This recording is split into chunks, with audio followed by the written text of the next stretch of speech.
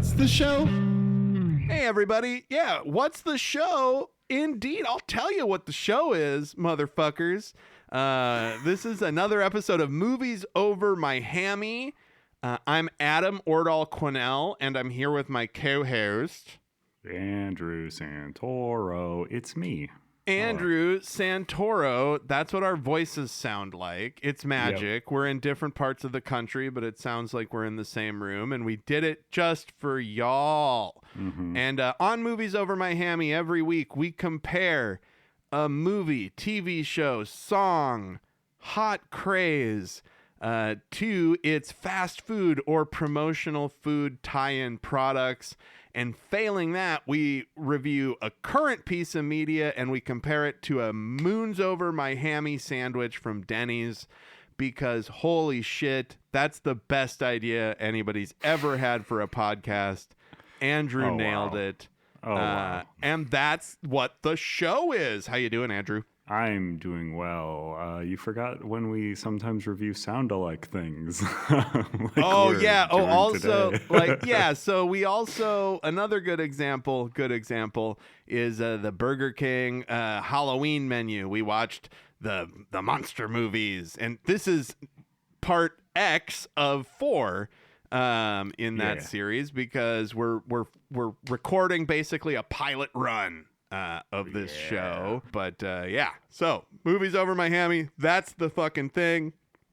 Yeah. How are you doing up there in Minnesota? Oh, what a thing to say, because I think we actually just got our first dusting of snow. Oh, wow. The window this morning, and there's about a quarter inch of snow on the ground. A quarter inch of snow? Yeah, so little. But wait, what day is it? November 9th. Oh, November not to 9th. date this Let's episode. Date this episode shit. We're not the time we're recording and not when it gets released. Yeah, so a month ago, it was the first snow in Minnesota. Yeah. Minnesota is, That's what they call it. Did you get your first snow in LA? Yeah. No, it's nice out. It was overcast yesterday. It was overcast yesterday. No, it was overcast yesterday when I started my walk, and then it was like nice when I got home. Sure. It's just kind of nice. It's been rainy, but I like that. You know. Yeah. I mean, it's been weird weather here, right? So like I was in LA like 2 months ago, right? Oh my God, was it? A month and a half ago? It's been a while now. But it was like, man, I'm focusing on this too much. It was early October or late September. You're still worried about when it happened. Yeah. Like I thought that the next thing out of your, hold on. I thought the next thing out of your mouth was gonna be like more of the story, but you were like, I'm still focusing on when this happened, and I was like, oh, are you? I didn't even notice you were focusing on that still. You had a little peek behind the curtain there. No, you see, I'm like starting to lose time, you know. So I'm trying to grasp the time. Well, yes, you do. It's the energy drinks. But yeah, they're eating away my brain. But in that time frame, it was basically a time frame. It should be cold in Minnesota, but in that time, it was hotter in Minnesota. That was such a noise in my ears. It was hotter in Minnesota than it was in LA for the entirety of my trip by like 12 degrees. Like it was quite a bit hotter. I like when that happens. My favorite time in LA is November to like February. There's a lot of rain and it's not super, super hot all the time. It's great. Huh. It kind of lingers though, like the heat, she lingers. So before we get into, the meat of this show, which I'm very excited about because I've been looking forward to this movie for a while. Like one of the ones we're not talking about meat at all. Right? And not only have I been looking forward to this movie, I've been looking forward to talking about the promotional tie-in item because it was kind of my favorite of the bunch. Ooh, I liked it. A lot of talk on it. That's very exciting. It's a unique item. But did you? So I sent you a thing about a Godzilla energy drink. You didn't order the Godzilla energy drink, did you? I might order the Godzilla. I have not yet. Okay, cool. So we're always on the lookout for tie-in items. You can send them to moviesovermyhammy, all one word, at gmail.com. Correct. And so we might do the Godzilla. Was it C4? It's a Godzilla C4? So here's the reason I'm a little alarmed to check it out is because I drink the C4 Smart Energies, which are like, I have a sleep disorder. They're like a regular energy drink to me. They make a C4 body, which has like the pre-workout mix in it. Oh, pre-workout. I think I want that. I don't work out, but I like that pre-workout mix, baby. Right? But when I drink one of those, they hit me like what I assume an energy drink does to a normal person. Oh, okay. The Godzilla ones have the tri-stim Ooh, the experience. tri-stim experience. I've heard about that. Which I looked up. It's scary sounding. Well, but it's still only 300 milligrams of caffeine, right? Yeah. Do you know what the tri-stim is? No. Well, so now we're doing energy drink roundup, which is perfectly okay. I brought it up. So I'm right now, while you look that up, I'm drinking a rain. So I didn't drink energy drinks. I stopped drinking energy drinks for a couple years. I didn't drink them too often, right? Mm-hmm. But then we started talking about this, and then another podcast that we listened to did an episode about guys who drink energy drinks. You could probably figure out what podcast that is by context. These guys who were talking about energy drinks. and I was like, hey, I like a lot of caffeine, and I've been just pounding coffee and staining my fucking teeth. And I was like, maybe I want kidney stones instead of dental stuff, instead of so I've been drinking, and I'm trying to limit it to primarily only when we record, because I need the juice to really stay on top. I gotta dance for the people out there, man, And so today I'm drinking a Reign, REIGN Total Body Fuel. It is a white gummy bear. Ooh, okay. Now that is one of the flavors I like. I like the gummy flavors and shit, dude. I love that my wife bought me a sugar-free Red Bull the other day because it was like the only energy drink they had at the store, and she knows I've been drinking energy drinks. And the difference is so like sweet. Bananas. It's like the sugar-free Red Bull tastes like medicine, and this tastes like a white gummy bear. I don't know why it matters what race the gummy bear is, but it's like, okay. And white gummy bear, thou doth protest too much. Yeah, you want gummy bears, more inclusive gummy bear. So this has BC-AA aminos. I don't know what that is. As coenzyme Q10, thank God.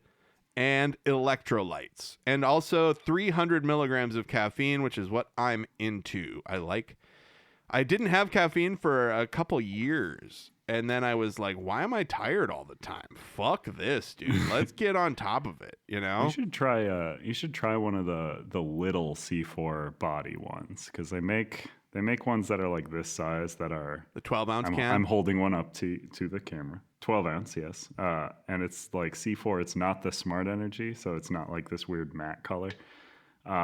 Because those only have 200 milligrams, but they'll probably hit you in like a weird new way that makes you sweaty. We're gonna when we start the Patreon, we'll do energy drink roundup episodes. My buddy Rivers on the Goods from the Woods podcast. They do like a new or regional energy drinks segment. Oh, that's exciting. Where I think they get energy drinks mailed to Disgraceland. That's their studio. Mm-hmm. I think they get energy drinks mailed there from like all over the world. I could be wrong, but we got to hook up with those guys. So the tri-stim experience. I'm not going to go into the specific Godzilla. No, but tell me, you've been looking it up. Tri-stim. Lest we cover that one, but tri-stim experience, a triple threat of caffeine, teacrine, and dynamine makes C4 energy, ultimate energy, hit like it's the first time, every time. Wait a second. Dynamine? That's a made-up thing, right? Teacrine, not creatine. Teacrine. Teacrine. Mm-hmm. Teacrine. Available in multiple delicious flavors and 0 grams of sugar, artificial colors, dyes, or flavors. Teacrine Kelsey was pointing out the wording on this as well. Teacrine, clinically studied ingredient designed to amplify the effects of caffeine. So they studied it, but we don't know what the results were. Also, here's the interesting thing about a study, right? Is it's more important what they find out. Like that's what we want to know. Like it's typically the important part. And honestly, if you find out that something has been studied and they don't want to tell you the results of the study, yeah, that makes it a little suspect. Here, I got to close my door quick. 1 second. Tri-stem experience. So teacrine and dynamine. That's what I need to know. Dynamine. So did somebody somebody was in a cave years ago. They were spelunking with a pickaxe, and they found dynamine. Oh yeah, it's a beautiful substance, and it's one purpose. So I told you teacrine, right? Teacrine, not creatine. Designed to amplify the effects of caffeine. Whoa, hold on, and hold the fucking phone up, bro. They found something that can amplify the effects of caffeine. Yeah, because the one thing about caffeine, right, is you. My brain might be wrong on this, but from what I have looked up at the time that I looked it up for safe amounts of caffeine, this safe amount of caffeine to consume in a day is 400 milligrams. Like that is. Oh. That's the safe amount. How much is in a cup of coffee? 50 milligrams? I think it's 80. Okay. But not the way I do it. I do really shitty coffee, so it's only 50. But 400, if you regularly, daily intake 400 or more, your body starts to be like, I don't need to produce adrenaline anymore. I'll just stop doing that. Well, yeah, give it a break. Like I'll give my brain, my adrenal gland. I'll tell you what, it is tired. It's like I get that stuff elsewhere. Why do I need to make it myself? I'm trying to think. Like honestly, unless it's a day where I'm drinking an energy drink. So do I? Because I make strong coffee, right? So it's probably like 75 milligrams per cup. I probably get to about 400 milligrams even when I don't have a rain. But like today, it's going to be like 500 or 600 because I had this rain.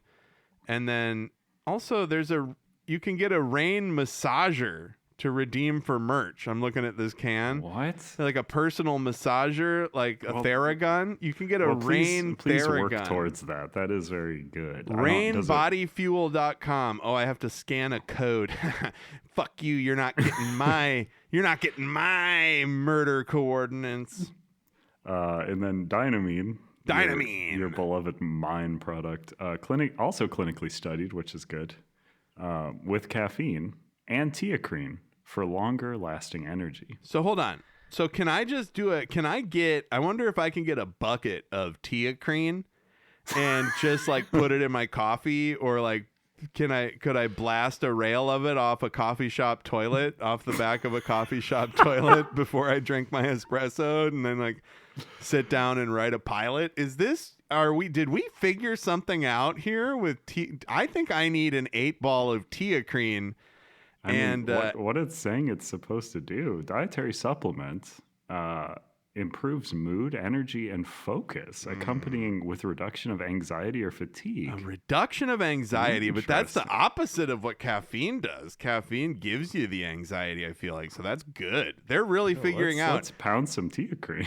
Oh, dude, and that was the tri-stim. So the tri-stim is caffeine, teacrine, and dynamine. Yes. Caffeine, those teacrine. are all your stims. Caffeine, teacrine, and dynamine. Top review on that one is great new WWE flavors. So. Like WWE flavor, like a jabroni sweat. Yeah, they have. Also, I purchased both the berry powerbomb and ruthless raspberry flavors. You purchased those? No, that's the reviewer. I was like, Jesus, Dude, I wanted to be like, don't give money to anything WWE branded. Like they are Saudi owned. They're in the dismemberers club. Oh no, but I wind up our first live show. It's gonna be in Riyadh. Oh, dude, you should have talked to me first. I have notes. As long as it pays well enough for me to never have a career after that, I mean, they said they'd hit us with both $500. So and travel? Yeah, I guess. Yeah. Sure. Well, I mean, we'll talk about that part later. Do an assumed name. So that's our energy drink corner.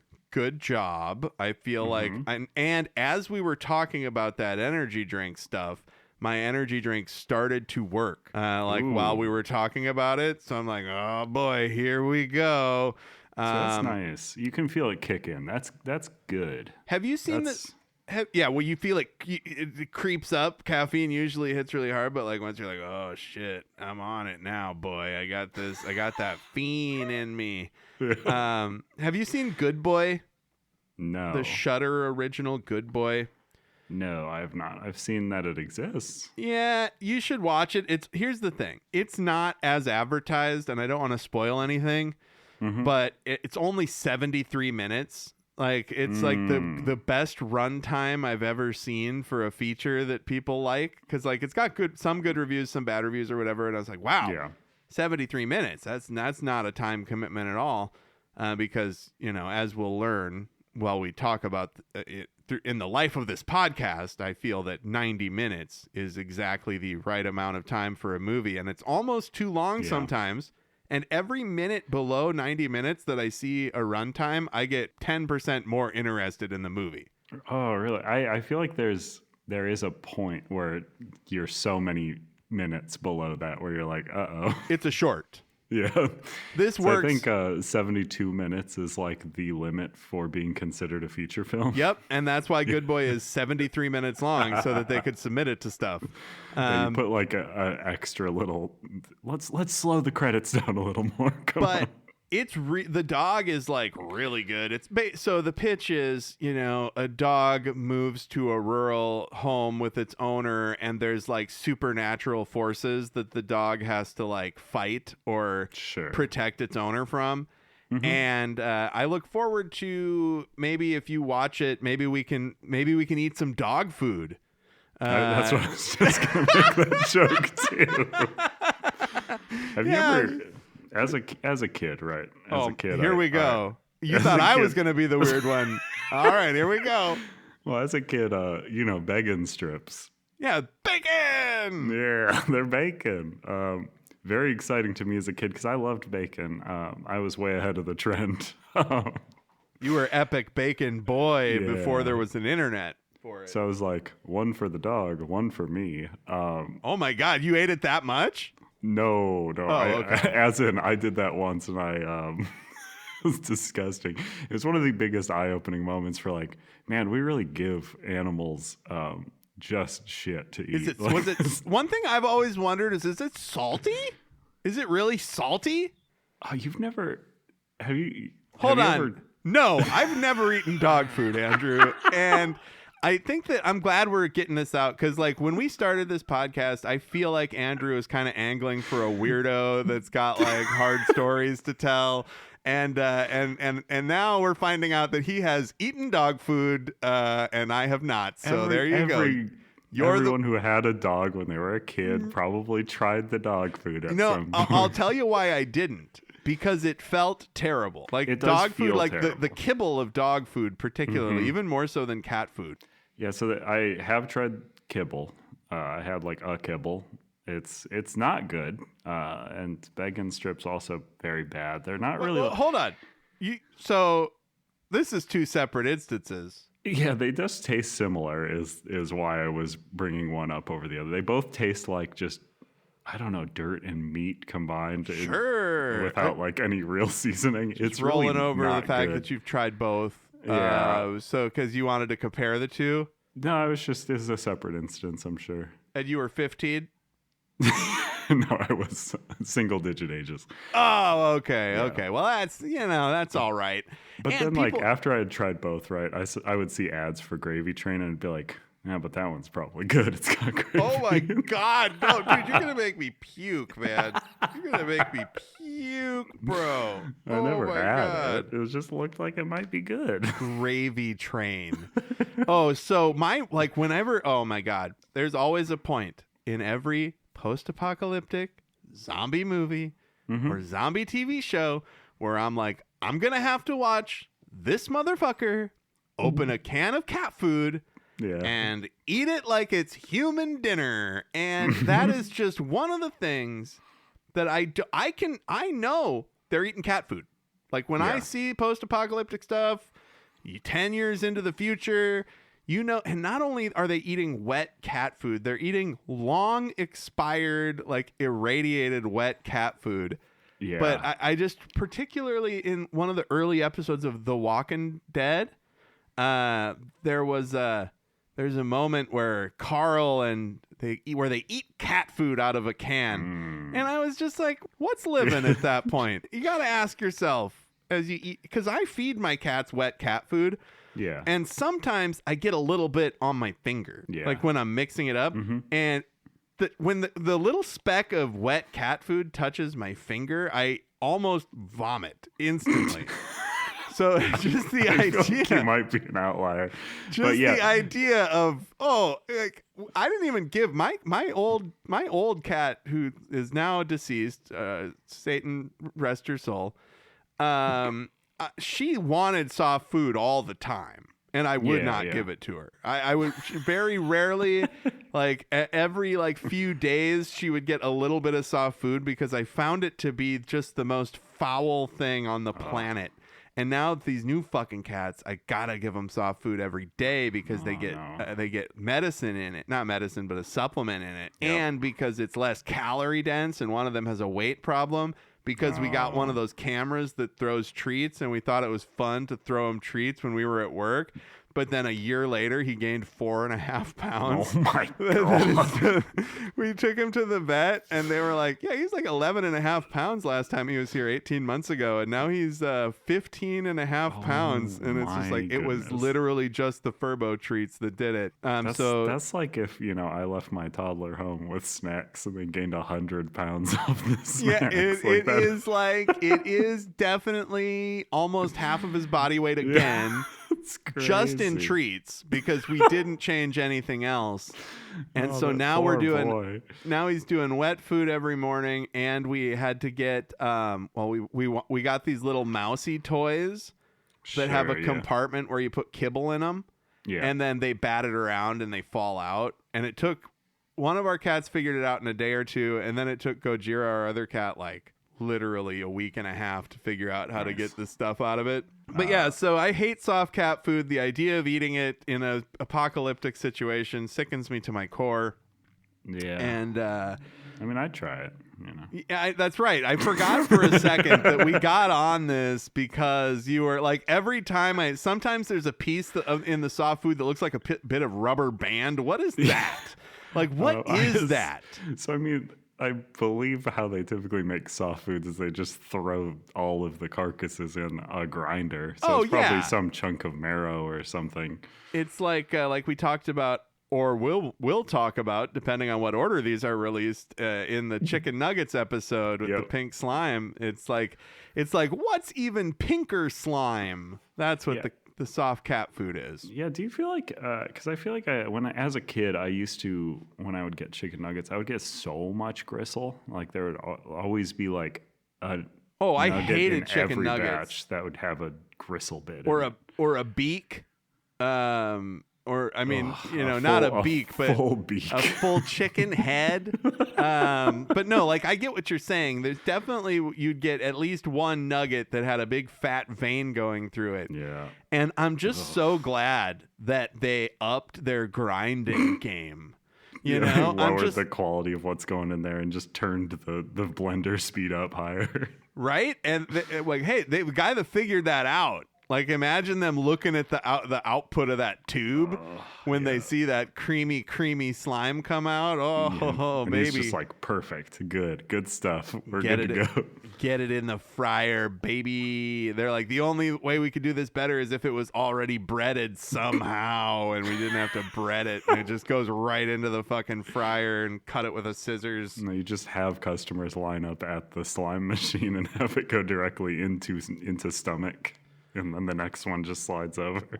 Yeah. So we'll watch Good Boy someday, and you can eat dog food, and you can compare it. I don't want to repeat. I mean, nothing about the experience made me want to be like checking out more dog food. But I've had to feed cats for 20 years now that I've had, and literally even hard food, like the smell of it, like I just do not like it. So. Yeah. I mean, I'll keep doing the podcast with you, but the fact that you ate dog food as a child, it really, I think that might do something. They say that things like you can't learn DNA, like you can't change your DNA, but I don't know, man. I would worry about some sort of werewolf situation. Yeah. I've got like something going on in me. You have the something wolf comes out sometimes. Oh, that Bob's. Do you watch Bob's Burgers? Have we talked about that? I mean, I think I've watched Bob's Burgers like 400 episodes ago. The show just has so many seasons. Yeah. The one where Bob is on pills and thinks Teddy is a werewolf, and he says, "I saw you fighting with the monster inside you." Like, I think about that probably every day and how funny it is. Oh yeah, that's pretty good. And I had other stuff that I wanted to talk about before we get into the actual movie, but man, we've just been cutting it up, man. Let's fucking get into it. So this week, we're covering the Frankenstein Sundae. Yeah, so Franken Sundae. Official name. I also thought it was called the Franken Sundae. Oh no, what is it? The Franken-Candy Sundae. So Even less of a thing. A lot of people don't know this, but Franken-Candy is actually the name of the doctor, and the Sundae is Franken-Candy's monster. Yeah. And holy shit, this is the closest we've gotten to relevant. Oh yeah. Because we have watched the brand new Guillermo del Toro Frankenstein. Hey, don't discredit Jollibee X Cat's Eye. We listened to Cat's Eye. Oh, and we watched a movie from 35 years ago. Yeah. And that episode maybe hasn't even come out yet. We don't know. It's a fun recurring bit. We're doing this into the hundreds. So the Franken-Candy Sundae, say item menu from the Burger King Halloween menu. Here is their copy: creamy vanilla soft serve topped with a Franken mix of Oreo cookie crumbles, purple Franken candy syrup, and purple and green popping candy, stitching together one electrifyingly sweet dessert. Oh man, the person that wrote that copy makes so much more money than I do. Mm-hmm. And I'm just like, God damn it, I could write a Franken Sundae. I think ChatGPT is doing it now? Window that they typed in Franken mix. But yeah, so the guy that typed it into ChatGPT makes more money than I do. I guess, considering it has back to back with a Franken mix of Oreo cookie crumbles, purple Franken candy syrup. I'm surprised they didn't do a Franken mix of purple and green popping candy as well. Oh my god, dude. Like, they don't even have humans reading it that much after. Like, it just goes right from the pipe. Like, pretty soon there's going to be so little human intervention between us and our ad copy, or between the ad copy and us. Like, this is just how we talk. They're just going to show a product. They're just going to show a product to a computer, and then it's going to generate all the prompts. They're going to have a suite of prompts generated by what the shape of the product is. It's going to be very little difference, I think, from what we have now. I mean, here's what I'll say. As a person who's read a lot of ad copy, it's your thing. You love it. That job can probably be given over to AI. No, I don't want it to be, but if I have to sacrifice something. We don't have to sacrifice anything to AI, dude. Yeah, I agree. I pulled up Zoom and it said AI companion, and I said no, and I turned it off. Oh man, every time I schedule a live stream for work, it always goes, "Do you want that AI chat summary?" And I go, go hey, burn. How about I just burn in the darkest depths? How about I just eat some fucking dog food, bro? That's what I say. How about I do that? So I was plunging the depths. Reddit has a lot to say about the Franken-Candy Sundae. So I can hell yeah! So we're gonna cover the Sundae. We're doing it. I'm so stoked. I love this. Much more to say about the Sundae than Frankenstein, because Frankenstein generally very well received movie. Oh yeah, as we'll touch on, it's quite good. This is also going to be pretty close to like a real movie review podcast, because like I'm like, oh, this is a new movie and I have thoughts about how it's put together. Oh man, this is the podcast right here, baby. Yeah, this is exciting. And I did love the Franken-Candy Sundae. It was easily my favorite part of that whole meal. Yeah, it was probably the one part of the meal I got served to me in the way intended. Correctly, yes. They didn't give forget it to a sauce. They didn't forget the purple. You didn't have any. You're like looking at the picture, and there's a purple thing in there, and it's all white. One of the funniest things is I ordered that meal to go, and then walked over and just ate it all just at a booth. I didn't know if I was going to eat it all, so I wanted to make sure it was to go. Yeah, no, of course you want to have that bag. But the Franken-Candy Sundae, they did not have lids for it. So what I watched them jerry-rig like behind the counter was they had the bottom cup that the sundae is housed in, and then I watched them trying to get a second one of that on top, and then just using their like burger stickers to like stick it on. And then you walked over to a booth and ate it there. Like they could have just handed it to you with the open top, put a spoon in it, little spoon. Yeah. That's pretty great.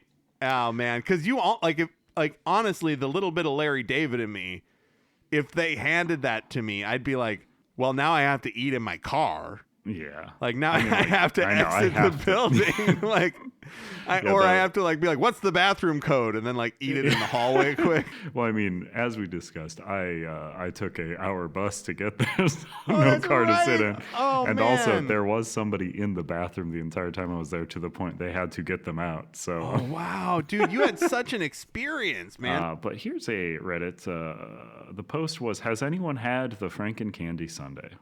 Fuck yeah, I have. So one of the comments, to best accurately describe it, the Pop Rocks taste like almost a salted caramel, and the Franken-Candy tastes like a Tootsie Roll or the blue purple Tootsie Pop. So I don't know if that helps. No. That's the most accurate way to describe it. Holy shit, dude. That's not the accurate way to describe any of that stuff. So hold on, read that back to me again. I'm sorry, read that back to me. Come on. To best accurately describe it, the Pop Rocks taste like almost a salted caramel. Not true.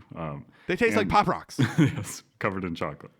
And the Franken-Candy tastes like a Tootsie Roll or the blue-purple Tootsie Pop. Did it? I don't remember that's the one thing. I wish I would have gotten this one more time before we recorded, because I loved it. Yeah, but we'll get into it. I don't remember the Franken-Candy so much. I remember the Pop Rocks, and I don't even remember the Pop Rocks seeming like they were chocolate covered. I thought it just was like, mine were definitely like chocolate covered Pop Rocks. I just like that pop. I thought that when he said the Pop Rocks is like an almond. Salted caramel. Salted caramel. I also read almond for some reason. Almost a salted caramel. Salted caramel. No. Has this person never heard of a Pop Rock? I don't think so. I mean, they said it.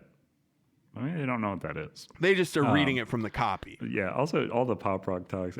I recently watched Urban Legend. Have you ever watched Urban Legend? I have that saved in my stuff, but I didn't get to watch it during October, so it might wait a year. Well, I watched that as a kid. And then recently, I'd always wanted to watch Valentine, which is classic like horror movie about a boy who got like made fun of at a dance, and then as an adult is like killing women. Yeah, it's a classic like 80s horror movie that was made in the early 2000s. I'd always wanted to check it out. Pretty good. I watched it recently. I was like, this is good. And then I looked at the director and was like, oh, they also did Urban Legend. Maybe that warrants a rewatch. Watching that one doesn't really warrant a rewatch.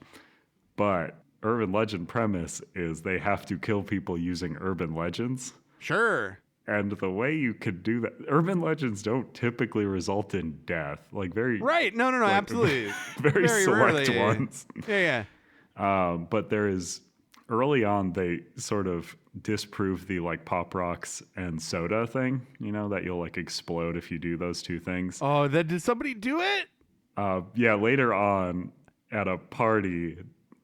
Well, this guy microwaved somebody's dog, which, you know, is an urban legend. Does the dog die? Oh, no. It certainly does. You haven't met the dog until you find it in the microwave. My God. So that helps a little bit. But I guess that was just to make the recipient of the dog so mad that they run into a bathroom to confront the killer, who then jams a, like, pipe down their throat and puts a bunch of Pop Rocks down the pipe, and you're like, oh, they're going to do the thing, but it doesn't kill anybody. But they do Pop Rocks and bleach. Just you could just pour bleach. Like, that's like, the Pop Rocks aren't doing anything. And did the person explode, or did he just die and vomit bleach? Yeah, he just died and vomited. Like, blue bleach because of his Pop Rocks. That's not... I have words for that killer, and... Yeah, it's an interesting movie. So then what else we got on Reddit? I got a lot of Pop Rocks, but they were mushy and barely popped. Also, I don't know if it's just me, but they didn't taste like normal Pop Rocks. Honestly, after eating it, I wished I just got a large BOGO Blizzard instead on Uber. They only have limited options for the BOGOs, but DQ has never disappointed me. Whoa. Imagine living a life where DQ has never disappointed you. I have eaten at DQ 500 times. I would say it has disappointed me 300 times. Yeah, Dairy Queen has given me stomach pain more times than I can count. Like more times. Well, I just my stomach's just constantly fucked up. So I have no idea what's going on in there. Like I can never tell what did it. So yeah, I mean, I'd be like, well, it's either the DQ or whatever other garbage I found on the walk from the bedroom to the living room. You know. Another reply to has anyone had the sundae? Nope. Tried to earlier but didn't get them, and tried to get a refund in the app and was told I no longer qualify for refunds due to past refunds. So I paid for it and never got it, and it's making want to not go to Burger King anymore. So that guy's running a scam. Yeah, it seems like. So he's returned to he's ordered. So he had he set it up so that he had a fake account that money would pretend to come out of somehow, and then he would get it returned to a different account or something. He had a habit of like eating, all but one bite of a Whopper and then returning it. Well, I mean, and that's the other thing. Like, man, those apps, they really got you over a barrel there, because if something goes wrong, you just like look at it and you're like, well, I don't know how to turn this receipt into me saying something was wrong and then getting money back. I mean, it seems like a labyrinthine process, as it could be described. And I did like how that one guy said, I had soggy Pop Rocks. Not possible, even if they're covered in chocolate. They were not soggy. You don't know what the word soggy means. You're bad at writing. Shut up. And then he said, I should have just done the BOGO from DQ over Uber Eats. But they've got limits on, they have, so you can't just, if you do the BOGO, you can't add chocolate sauce and M&Ms to the Reese's Peanut Butter Cup Blizzard or Brazier Treat, as they're sometimes called. It is also, I like DQ. I do lament that there's not one within walking distance of my home. I cannot imagine Ubering or Ubering ice cream? You can't imagine. You've never wanted to get a bowl of warm. You never wanted to get a bowl of warm cream. You've never wanted to get it. You've never wanted to get a cup of tepid cream filled with M&M chunks. And pay like $20 extra for the privilege. Oh, yes, definitely. Like, the warmer it is, the more you're going to pay. Yeah, your recipe for ice cream soup is getting out. Well, and just the idea, so, a lot of podcasts talk about people on message boards, I guess, but it's impossible to get around that in this day and age because that's where the real people are voicing their concerns about these products. Yeah. You know, I mean, like I cannot imagine going to a message board and being like, the Pop Rocks were soggy and I should have ordered the BOGO at Dairy Queen through Uber Eats, but they have limits. Now, this is a human being, presumably, who has like keys and, you know, they have a house. They have people in their lives. Probably not a house. They may have people in their life that count on them, perhaps. Yeah. Very likely. And it makes me sad. And I'm going to be sad a lot on this podcast, I think, particularly during this part. Not so much where we read the reviews of the movies, because, you know, movie reviews, people are stupid, whatever, but holy shit. People who review chain restaurants, or just don't, like the person who's like, nope, I have not had this. But here's my gripe about how much I've tried to get refunds through the Burger King app. Oh, like, I forgot that's what that guy's whole deal was. He just wants to talk about the refunds. I know, man. Like the person who comes on to a thread and is like, have never tried it, but here's a separate gripe I have with this company. That's a whole type of person. It's a whole ass person. But the original person who asked the question finally got a hold of one. So I mean, damn! Came back to it. Here's their review. I finally tried it, and this might be the first thing Burger King has ever put out that I didn't like. Oh my God, what an idiot. The purple fudge was incredibly sweet and even gritty. The candy was nothing special.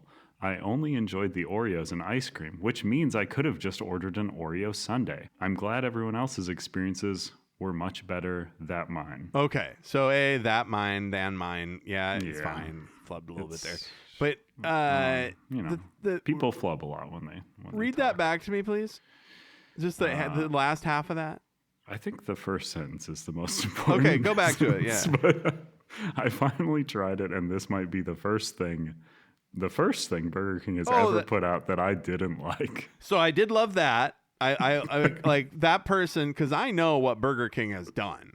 Like, I can tell you a number of things. I've seen the dark deeds. Like, we know Burger chicken. You know what a chicken fry is. Like, that's of course. How could I not know what a chicken fry is? That is an abomination against both Satan and God. The chicken fry, and so for this guy to eat this delicious sweet. Oh, was the ice cream too sweet for you? Was the thing that has Pop Rocks in it gritty? You know that Pop Rocks are just exploding grit, right? You fucking moron. And just to say, and then at the end he said, "It's had that be the one thing you didn't like." Ridiculous. It's fucking ice cream with chocolate in it. And like, it's sweet. Shut up. Yeah. But to then say, I'm glad other people are having a better experience. No, you are not. Anybody in a thread who says, I'm glad other people are liking it, but this is my response. You only want to say what you think. You do not care about other folks' experience with it. If anything, you're trying to say that they're stupid for liking it. Like but if you don't I go outright say it, because you know people will think you're shitty. Like if you go to the Pokemon detective movie, Pikachu Detective Agency, if you go see Pikachu Detective Agency, that is what it's called. And you're like, oh man, I hated Pikachu Detective Agency, and you love Pokemon, right? So you're like, oh, the purple Pikachu stuff was too sweet. But then to go online and in your review of Pikachu Detective Agency to be like, I'm so glad that you other motherfuckers on this thread just love Pikachu Detective Agency, but I have my gripes. And like, no, you don't. I think the script is stupid and childish, and everything was terribly cast. I'm glad everyone else is enjoying it, though. They don't even open the detective agency until the end. Like, you don't even see the Pikachu Detective Agency plaque on the Ryan Reynolds puts it on the door after he teleports away. Like wasn't he Pikachu in that?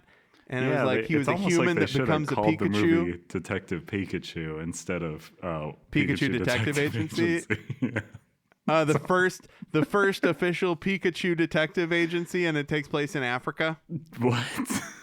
Yeah, remember the number one ladies detective agency was about like the lady who's like a crime solver, but she's in Africa. I don't know what the hell you're talking. What are you talking? It's a book series called The Number One Ladies Detective Agency, and it's like Monk or Psych or any of those or like the Sultanovich books, like any of those books that are about like the Robert Langdon books. You have Robert Langdon that solves crimes, or like why would Da Vinci Code. Is this a popular set of books? Yeah, people bought them. I sorted them at the. Are you Googling it right now? I am. Number one ladies detective agency, and it's but instead of it being instead of Monk, it's a lady in a city in Africa, and she I'm assuming she solves crimes in unconventional ways. The main detective, I don't know how to pronounce her name because it's two M's in a row. Mama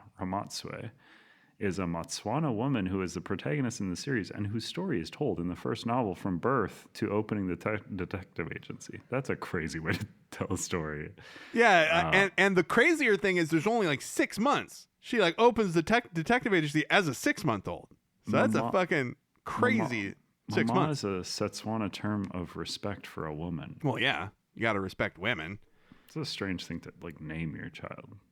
I guess Victor is named Victor because of that. In the victory. movie we're talking about. What does it mean? Do you know what it means? Victory? Sorry, are you dumb? Man, that scene's so funny because he's just like, yes, that name. He says probably the Latin definition, then he goes, or the one who wins it all. Yeah, the victor. Come on, man. The victor. To the victor go the spoils. It's Mama Precious Ramatswe solves cases for wives whose husbands have gone missing, for a school teacher whose son has disappeared by finding the kidnappers, for a wealthy father whose 16-year-old daughter is frustrating him by going out on her own.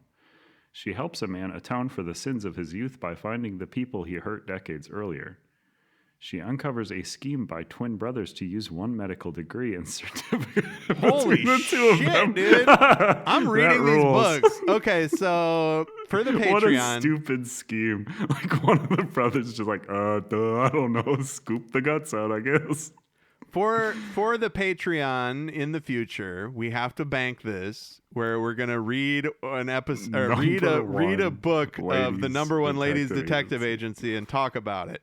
Because I've always wanted to get into one of those, they've got 30 books, detective books. There's actually a really good series about that started in, I believe, the late 70s, early 80s. Oh, gosh, and I don't have it near me, but it's the guy is an insurance. He's a gay insurance adjuster in like San Francisco in the 80s. And he like, through being an insurance adjuster, solves crimes, kind of. It's really fucking interesting, and it's like culturally interesting for the time, and it follows this character from the 70s like up through the AIDS panic. So like some of the books take place during the beginning of AIDS, and actually it might be Hollywood. I think it takes place in LA. Interesting. The Branstetter, his name is Branstetter, so it's like the Branstetter. Bram Stoker, the Bram Stetter books. But yeah, so any other gems from Reddit about this Sunday? So that thread was has anyone had it? Okay. I found another thread that was, do you guys like this Halloween shake? And then this poster also said, I like it very much. I like how the green and purple little balls popping in my mouth, and the taste overall is really good too. Pop, pop, pop. So question, do you guys like this Halloween shake? So there's a few replies. I just put this entire thread in here because I thought it was fun. First reply, it is a sundae. Shakes aren't as thick and come in a different cup. Oh, I knew it because I thought the same thing. I was like, that's not a sundae, motherfucker. Next comment, it's a Sunday, ... To which the original poster said, I thought they were the same product. And then whoa, hold on. Oh, no, Andrew, hold on. I'm sorry to stop you. And we're going to talk about the movie Frankenstein within the hour here. Okay? But that guy, oh God. Oh my God. This one is a lady. Okay, doesn't matter. On that person. The nails in the that person. Okay, so somebody says this is a sundae. A shake is a completely different thing, but they both have ice cream. Yeah. And this person says, wait, my entire life. I thought they were the same product. I thought that a shake and a sundae were the same thing. Yeah. And unfucking real, man. Unreal. That has 2 downvotes. Only 2. I kind of want you to send me that link and I'll log into my Reddit and go and fucking downvote her ass. But then a follow-up to that comment. You think a milkshake and a sundae are the same thing? You eat pieces of shit for breakfast? It looks better than it tastes, in my opinion. Another one, it's a sundae, you lummox. Oh my God, don't call a lady a lummox. That's particularly, lummox is a very male-coded insult. Where did you get that? Every Burger King in a 50-mile radius of me is out of ice cream. Whoa, that person's in a food desert. This person says, it's not a shake. Original poster, I thought they both the same. Wait, oh no. So this lady came back to say, no, I thought they were the same. I'm telling you. I told the other person too. I said, I thought they were the same. And then you say, they're not the same. And then I say, but I thought they were the same. This person's a little nicer in their follow-up. They say, both delicious. Oh my God, dude. Imagine logging in. Like these people presumably, this is Reddit, right? Yeah, imagine logging into Reddit in the app and just being like, I gotta help this person out. I feel terrible. They are really getting it for thinking for their entire life that a milkshake and a sundae are the same. And then it's funny, like if you really could drill down with this person, you'd be like, describe a sundae and a milkshake to me. And they'd be like, well, it's 3 scoops of ice cream with a banana on each side. It's like, fucking, no! I really love that my BK ran out so fast, though, that purple chocolate sauce is the perfect sweetness. It's chef's kiss. It's chef's kiss. It's chef's kiss. It's chef's kiss. Yet to get it with the candies. Local location has been out of them. The purple fudge is gritty. Prefer the Hershey sundae. I don't like chocolate. I don't like hot. So the reason I probably like the purple gritty fudge more is I don't really like chocolate fudge, like hot fudge, no. Like in a hot like what? As long as it's really runny. You know, like the second hot fudge gets kind of hard in the ice cream, I'm like, well, this sucks shit. No. Hot fudge like gets the ice cream melty, and then the hot fudge turns into like kind of a rubber cement sort of like chewy tactile experience. It's so don't get me wrong. I hate myself. Like I'll eat it. Like I'll eat a gallon of hot fudge ice cream. Like if that's the ice cream, I'll be like, God, I fucking love ice cream. Nom, nom, nom, nom, nom. But if I'm going to pick and I can be choosy because it's my podcast, I would say I like the fruity fudge, as weird as that it sounds to say. I like the fruity fudge better than the chocolate fudge. And I think I might understand what they're saying about the purple Tootsie Roll taste now. Sure. Because I think maybe that fudge did kind of taste like the Footies, which I find far superior to the actual Tootsie Roll. The flavored, like the apple, the green Footies. The Fruities. Are they? Wait, are they? So hold on. They're called Fruities. No. I'm gonna Google this. Because they have fruit flavors. They're not called Footies. I know they have fruit flavor. They would also be called Footsie Rolls, not Footies. Hold on. Footies candy. Oh, look who's... Oh, Fruities. Yeah, you're right. Tootsie Roll Fruities. Why did I think Foodies? I thought that they were Foodi. Like, I thought it was footsie, like Tootsie. Like I thought it was Footsi. That's not even what you said.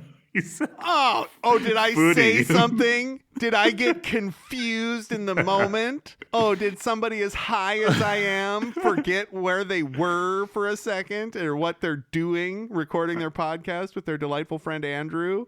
I honestly, what I will say, I thought they were footies, dude. I'm fucking losing it right now. In your defense, I do think they have all just changed to Tootsie Fruit Roll, which is sad.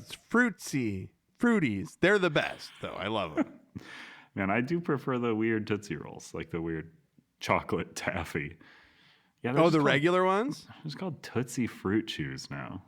Tootsie Fruit Chews. Everything's a fruit chew now. You ever notice that? Like if that's my new when I come back to stand up, I'm gonna come out and be like, oh man, have you seen candy these days? We don't even have Tootsie Rolls anymore. Everything's like a fruit chew or a chew of some sort. What am I, a fruit? I'm gonna chew something? I mean, if you could build a full what am I, a set fruit? around that, what am I, a fruit? It would kill. I'm a fruit that's just expected to chew. Finally, our last thread, which kind of got hinted at in the last one, Franken-Candy Sundae discontinued? ? Oh, why? I haven't been able to get the sundae. I was at BK last week and ordered the boondle, and they gave their last Franken-Candy Sundae to a woman who ordered after me. Oh, okay. So this... fucking hate you. That's not what this thread is about, Jack! Here's a giant... this is the original poster's post still. Like this is their follow-up tasking if this was discontinued. They have this next bit in spoiler text for some reason. Oh, shit. Do I want to know? I mean, we'll dig in. I've unveiled the spoiler text. I don't want to Karen, but it was ridiculous how rude they were. I went in, ordered my food on the app, and went to the counter to wait for my food. It had already been 10 minutes when this woman walks in asking for her food. The cashier pulls a receipt from the machine and tells her it just printed. They got her food, which was the boondle and the purple sundae. I tried to get the server's attention, but they were all ignoring me. Another person came in to pick up an order. He was told that they were out of the Franken-Candy Sundaes. It had been 20 minutes. I had to lean over the counter to basically demand server's attention before they would acknowledge that I exist and give me my order. Not to Karen. Hold on. Not to Karen. But I am going to describe the definition of being a Karen. I'm going to redefine it now. I am the alpha and omega Karen. Except for the Franken-Candy Sundae, because they gave the last one to the woman who ordered after me. In her own story, she's describing that they both ordered ahead on the app. So I am a bit perplexed why she thinks this woman ordered after or before her. I can answer that. And she makes a good point of this. And I'm not saying that you should have noticed this, right? Mm-hmm. But there is a little kernel in there. She says, the guy said that your receipt just printed. So that person comes in and says, hey, I ordered on the app. And he goes, yeah, your receipt just printed. Here's your boondle. Well, now, here's what I'll say. As a service worker, if you are taking a long time to make something or you feel like you're going to get yelled at, it's You'll my say first it just day. printed. Yeah. It just printed. Sorry, I just started. This is my first day here in this well-worn dang machine. The fact that it looks like this uniform is 5 years old, do not let that fool you. Yeah, they make them to look that way to seem like we have more experience. They want to lull you into a sense of security about our service, that you think I'm a veteran service worker. This comment continues on. Or this original post continues on. If I hadn't been going to this BK since I was a kid, with mostly good experiences, I'd not go there again. Most of those behind the counter I had never seen before, and it was much later in the day than I usually visit. For a few days I'd check the app, and it didn't have the sundae at my BK. I happened to be near my BK today, and when I checked the app, it looked like they had the sundae, so I ordered it. Only to get there. The server told me that the sundae has been discontinued. Halloween is over 2 weeks away. I haven't seen any alerts about this sundae being dangerous or discontinued, I don't know if it's just my local BK isn't planning on getting more, or the server just doesn't know the difference between out or discontinued. That server Oh my God. They are over it. Like they just say, yeah, it's discontinued. Fuck, dude. We got another person calling about the fucking shake, and she's in person. Or if that Burger King has made a weird oath to not let me have the sundae, but now getting the Franken-Candy Sundae has turned into a thing. Well, does it say where she is? Like not where her house is, or assuming does it say like she does end it by saying if anyone has a Franken-Candy Sundae they'd like to send me, here's my name, address, and social security number. Oh no, you can't send a sundae. You'd have to get some dry ice. No. I just meant city. Like does it say St. Louis? Like no. Because there's probably another burger, unless she's in a very small area. There's probably another Burger King. Like when I used to collect the repaints of the Teenage Mutant Ninja Turtles, of the modern Teenage Mutant Ninja Turtles toys, I had to go to lots of Walmarts and Targets to get them all. You know, like you might have to go to 2BKs. We're going to find out that some of these promotional items, they sell like promotional hot cakes. And we're going to run into this, I think, a lot on Reddit where they're out of stuff, especially when it's actually good like this Sunday was. Yeah. Like it also sounds like there was like somebody who seems to work there maybe, because it said most if not all locations don't have the sundae anymore. The distribution center decided to only send most stores one case each of the fudge and the candy bits. My store is the highest volume store in my franchise and we only get one case of each. Hold on. That's a person replying? Mm-hmm. That's a Burger King employee. Presumably. So because they said my franchise, so I think they're a franchise owner. They fucking better be, dude. Because honestly, I could not take it if an 18-year-old kid or a 17-year-old kid was like, I wonder what people are saying about our Sundays. We ran out quick. I wonder if other stores ran out. Oh, yeah, I found out.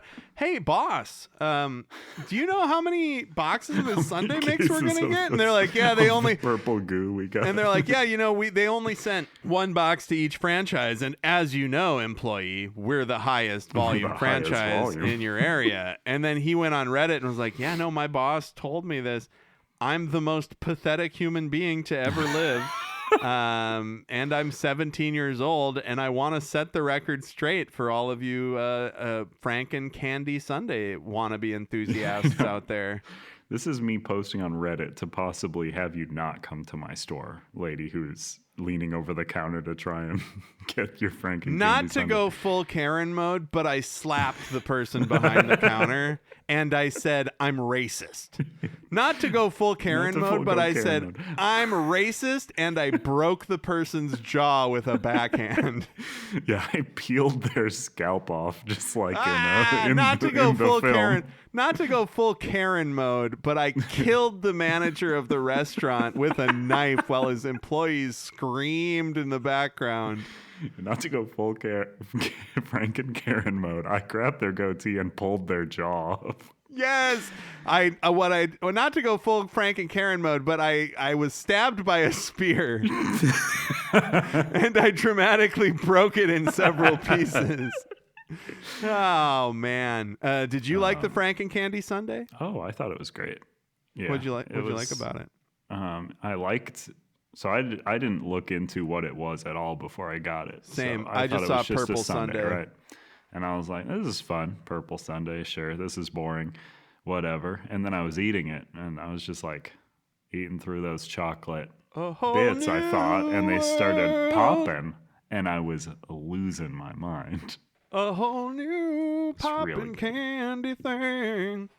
How did you feel about it? You're singing a song about it. So I was singing A Whole New World, but it's about the shake. The shake. I mean, I will say it does seem to be a beloved product. Like, it is by far the most mentioned of the items from this menu. Well, and that's on Reddit. It's funny because I actually had a note about that. This is the only product on the Boondle menu, which again was months ago at this point. It's the only product on the Boondle menu that was actually unique. Like, it's different. I mean, yes, the pumpkin bun, it's like an orange bun. And it was maybe a little softer. We talk about it later. Yeah. Yeah. God, I keep forgetting we still have even more of this Boondle. I thought this was the last of the Boondle episodes, dude. Oh my God. Let me say, as the person having to do the research half of this, researching one menu 4 times is You'd be surprised. I'm hitting nothing. Well, yeah, but I'm surprised you're finding, as long as you find, like, even if you go back to those old, we got it. We'll have a pump. But yeah, spoiler alert, this is the one that's the most different, I think. It's like the most unique. The flavors are actually different from any of the other sundaes on their menu. They don't have, and nobody, I've never eaten Pop Rocks in ice cream. I'm sure there's maybe like a Ben and Jerry's, or I bet you can add Pop Rocks at like a Frogo place maybe. But I thought it was great. I've never been a fruity ice cream person really. But I think that they did a good job. And then when that one guy mentioned, or when that one person mentioned that it's like the purple Tootsie Roll or whatever, I thought, oh, that makes perfect sense. I love the grape foodie. I love the grape footy. Fruity. The Tootsie Footsie. I thought they were called footsies. That's like you're so playing insane. footsie. Like you're playing footsie. Flavored like feet. And they're touching each other under the table while their spouses are unawares. Yeah, that's a strange thought to have. But I liked it. I loved it. I thought it was, and I fucking love ice cream, dude. I could eat ice cream. I could fucking, like, I'm like, you know how they say a goldfish is going to grow to the size of their surroundings. So like if you have a bigger tank, the same goldfish will grow to be larger. That's how I am with ice cream. Like I will just eat the amount of ice cream that is in front of me, and it does not matter what that amount is. Like when I go to the, you go to the hard ice cream places where they have the big buckets. They have the huge. The hard ice cream places? Well, yeah, it's not soft serve. It's like hard ice cream that they have to scoop out. Sure. Yeah, hard ice cream. I've never thought of the inverse of soft serve as hard serve. Yeah, well, I wouldn't call it hard serve. I mean, it's hard ice cream. I'm pretty sure that's what it's called. So I went to, whenever I go to a hard ice cream store, let's run with it. Yeah. When I always see that, I always just see those huge, because they're like 5-gallon buckets back there, right? Of that hard ice cream. And I look at it and I go, oh man, what I could do with one of those buckets in an hour. Like give me one of those. Yep. Like I would sit cross-legged with that bucket of ice cream like between my legs and just destroy it. Oh my God. And I just love an unbroken chain of food of ice cream. And oh man. Yeah, so I like the shake. Or the sundae. It's not a shake. And those two items are different. Here's the last few things on this post, because this one has some of. I wasn't trying to end the segment. Stuff. Good. Thanks for keeping us on track. These are some really dedicated Burger King goers. This is the meat. This is the message board meat. Mine still has them. Just go to a different BK and try there. My next closest BK has an inconvenient location, but hopefully I can get there before they end. I might even call before I go to make sure they have it. And the I suspense. hate making phone calls. Sorry, reread that. What was that? They might what? I might even call before I go to make sure they have it. And I hate making phone calls. There you go. I talked over you, and I knew that I hate making phone calls was something we absolutely needed clean on the track. I should put that on the soundboard. I hate making phone calls. I hate making phone calls. I agree. I also do. So I'm sorry not to pause, not to put the brakes on. Mm-hmm. But my other podcast host, I have another podcast called Trek in the Valley, and he talks he's young, much younger than me, and he talks on the phone to his girlfriend all the time, and they live together. But like after work, he like picks up the phone and is like talking, like calls his girlfriend and talks to her, and I'm all the time. I'm like, why would you ever, why would talk you to somebody on the phone? Ever call somebody that you could text? My wife on the phone. Talk to my wife on the phone. I can do that. My wife and I here's the thing. My wife and I talk to each other on the phone so infrequently, and we both love it. Like we are texters, and it's to the point where when we happen to call each other, the rare once every couple months that we place a phone call to each other, we must start it by saying, this is not an emergency. Like every single time, like without fail. Like she calls me and I answer and I go, hello? And she goes, it's not an emergency. And I call her and she goes, hello? And I go, it's not an emergency. It's not an emergency. I need you to bring something downstairs for me. And I didn't know if you'd see the text in time.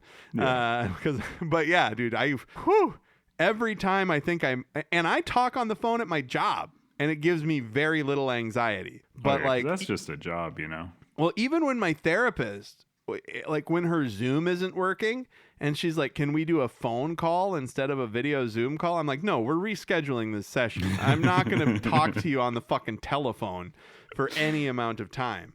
And I think she's always disappointed because it's happened like 3 or 4 times now. And she's like, do you want to do a phone meeting? And I just went, no, she's subtly trying to fix your phone phobia. Good fucking luck. And it's not a phobia when you just hate it and it sucks shit. Like I am enraged by the telephone, but so she hates making phone calls. Relatable. I can relate to this lady. And also I've tried to get a promotional item that's been sold out before.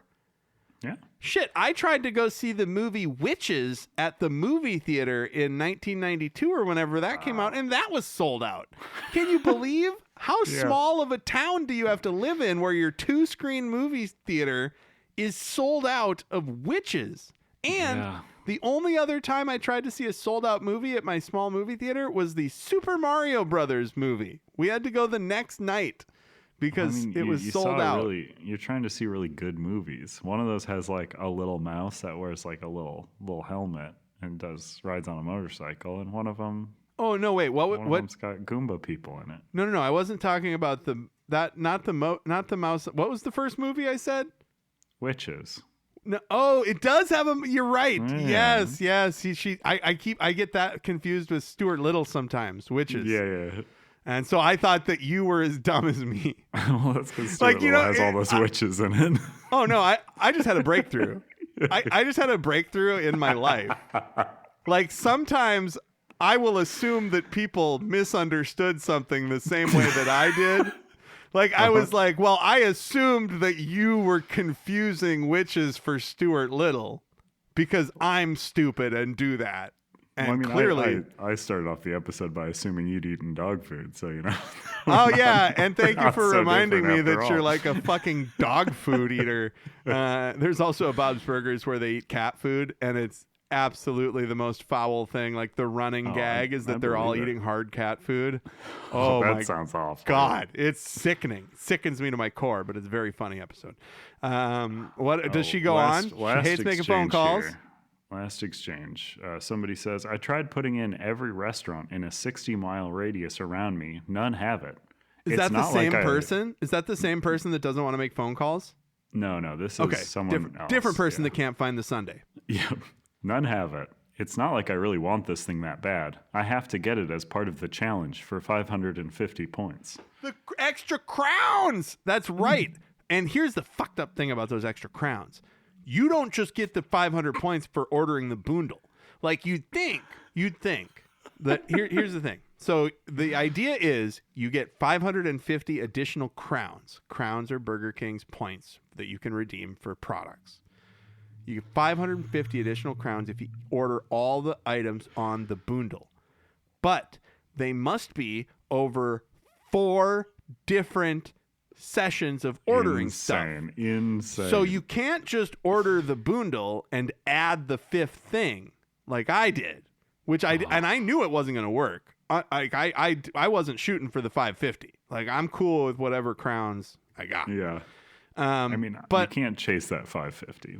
That's where so you would have to order like the boondle 4 times or order just one boondle item, one of each times. And I just could not. And honestly, I would be frustrated if I was chasing those crowns that I couldn't find it to complete my boondle. I would have to go in and say, hey, can you just say I ordered the shake, but can I just order the shake or the see, she's got me doing it. Order the sundae and you can just give me like an Oreo sundae. Yeah. She's much like the monster in the film that we'll be talking about. Yeah, and as oh my God. Starts out monstrous. Something else that we're going to talk about is how man perhaps is the real monster. Oh no. And I don't know where you would have gotten that. And I message just from. like, it reminds me of everything reminds me of a cartoon. There's a Futurama where they're like do a condensed Twilight Zone, like a 30-second Twilight Zone. Mm-hmm. And at the end the guy goes, "The real monster was man." And I just imagined so many times Oscar Isaac just turning to the camera and being like, "It turns out perhaps I was the monster and he was the man." Get it? Did you get it? Did you get it? We're going to skin a wolf's head. And then her reply to this 60-mile radius person who wants the challenge. So this is the person who doesn't want to make phone calls. Yeah, this is our original poster. And they said, "I paid for the sundae twice. So I think I won the challenge even if I never got to actually have the sundae. I resorted to buying Pop Rocks, going to McDonald's, you local Burger King, getting an Oreo McFlurry with fudge sauce, and sprinkling the Pop Rocks on it. I doubt my next closest Burger King has it now." I am losing my fucking mind, dude. I'm going to have to cut that silence a little bit, maybe. Because I was like leaned back in my chair listening to what, like, as soon as she said, "I got Pop Rocks," I like leaned back in my chair and pushed my headphones to my ears because it was so important for me to hear what she did next. And then she went and got a McFlurry. Mm-hmm. And I keep forgetting that, the Franken-Candy Sundae does have crushed Oreo on top. Was it purple Oreo or was it black? I think it's just regular purple and black Oreo. Yeah. I think the purple ooze and the black Oreo. Have you watched all of I Think You Should Leave?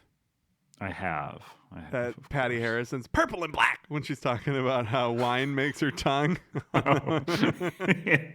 Every time anybody mentions the words purple or black, in my head I hear Patty Harrison going, "Purple or black?"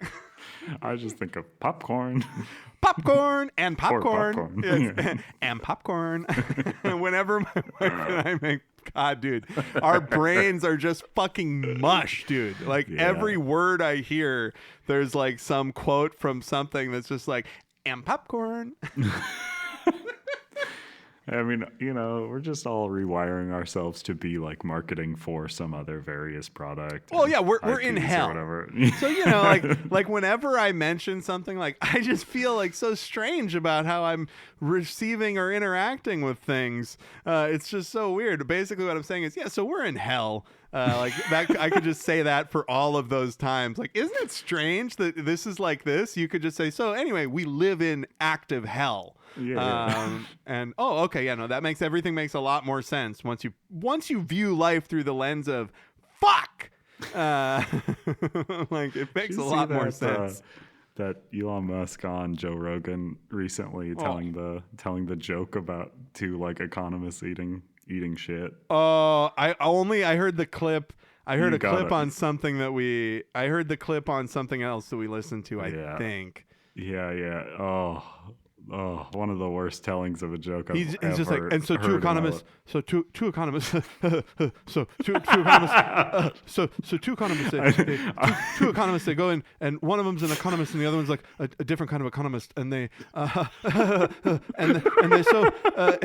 they're talking about the economy, because and one of them has so much money, and it's like that's what I'm like, and so I didn't think we had figured out audio clips on the show. In the joke, that was me.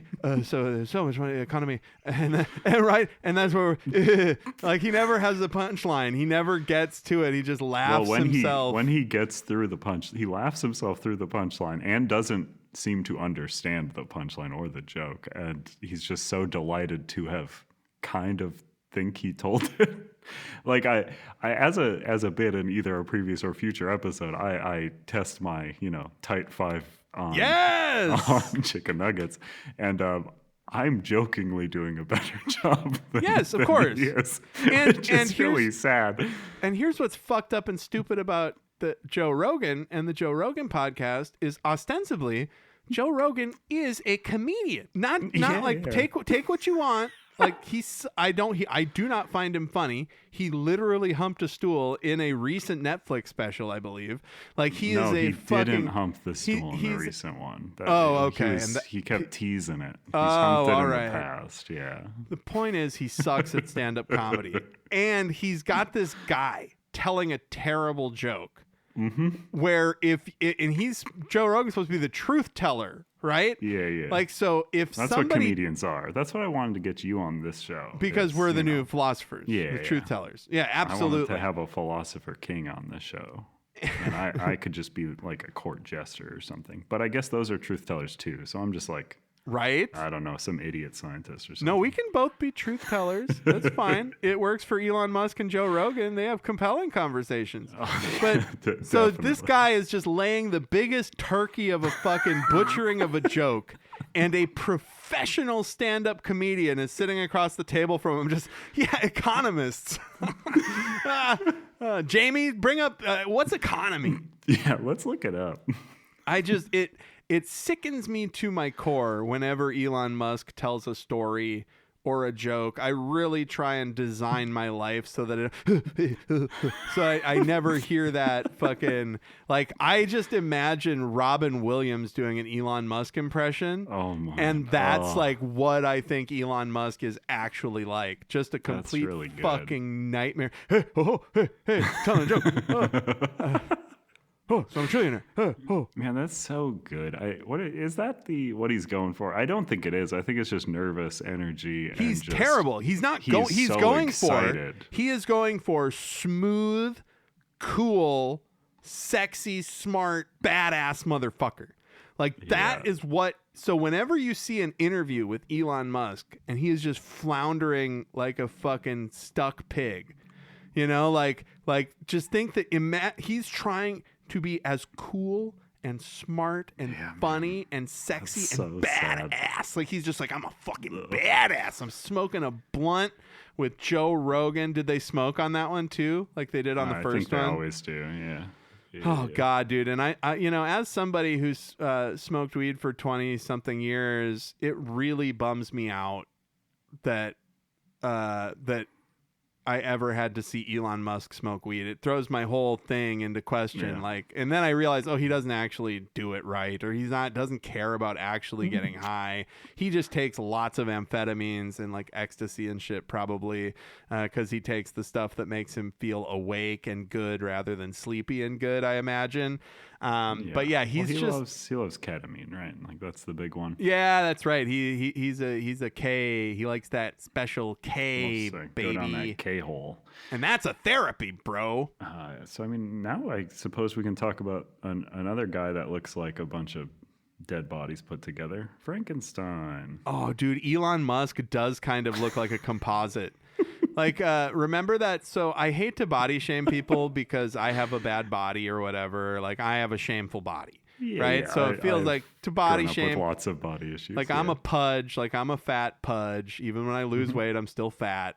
But like, that picture of Elon Musk with his shirt off, where he's got the big like barrel tummy, it really looks like if you had a spinner where there's like legs with a bunch of different legs that spin around and stop randomly, a torso that spins around and stops randomly, and then a bust of shoulders and head that just spin around. It's like they're from 3 different bodies. Like, it doesn't make any sense.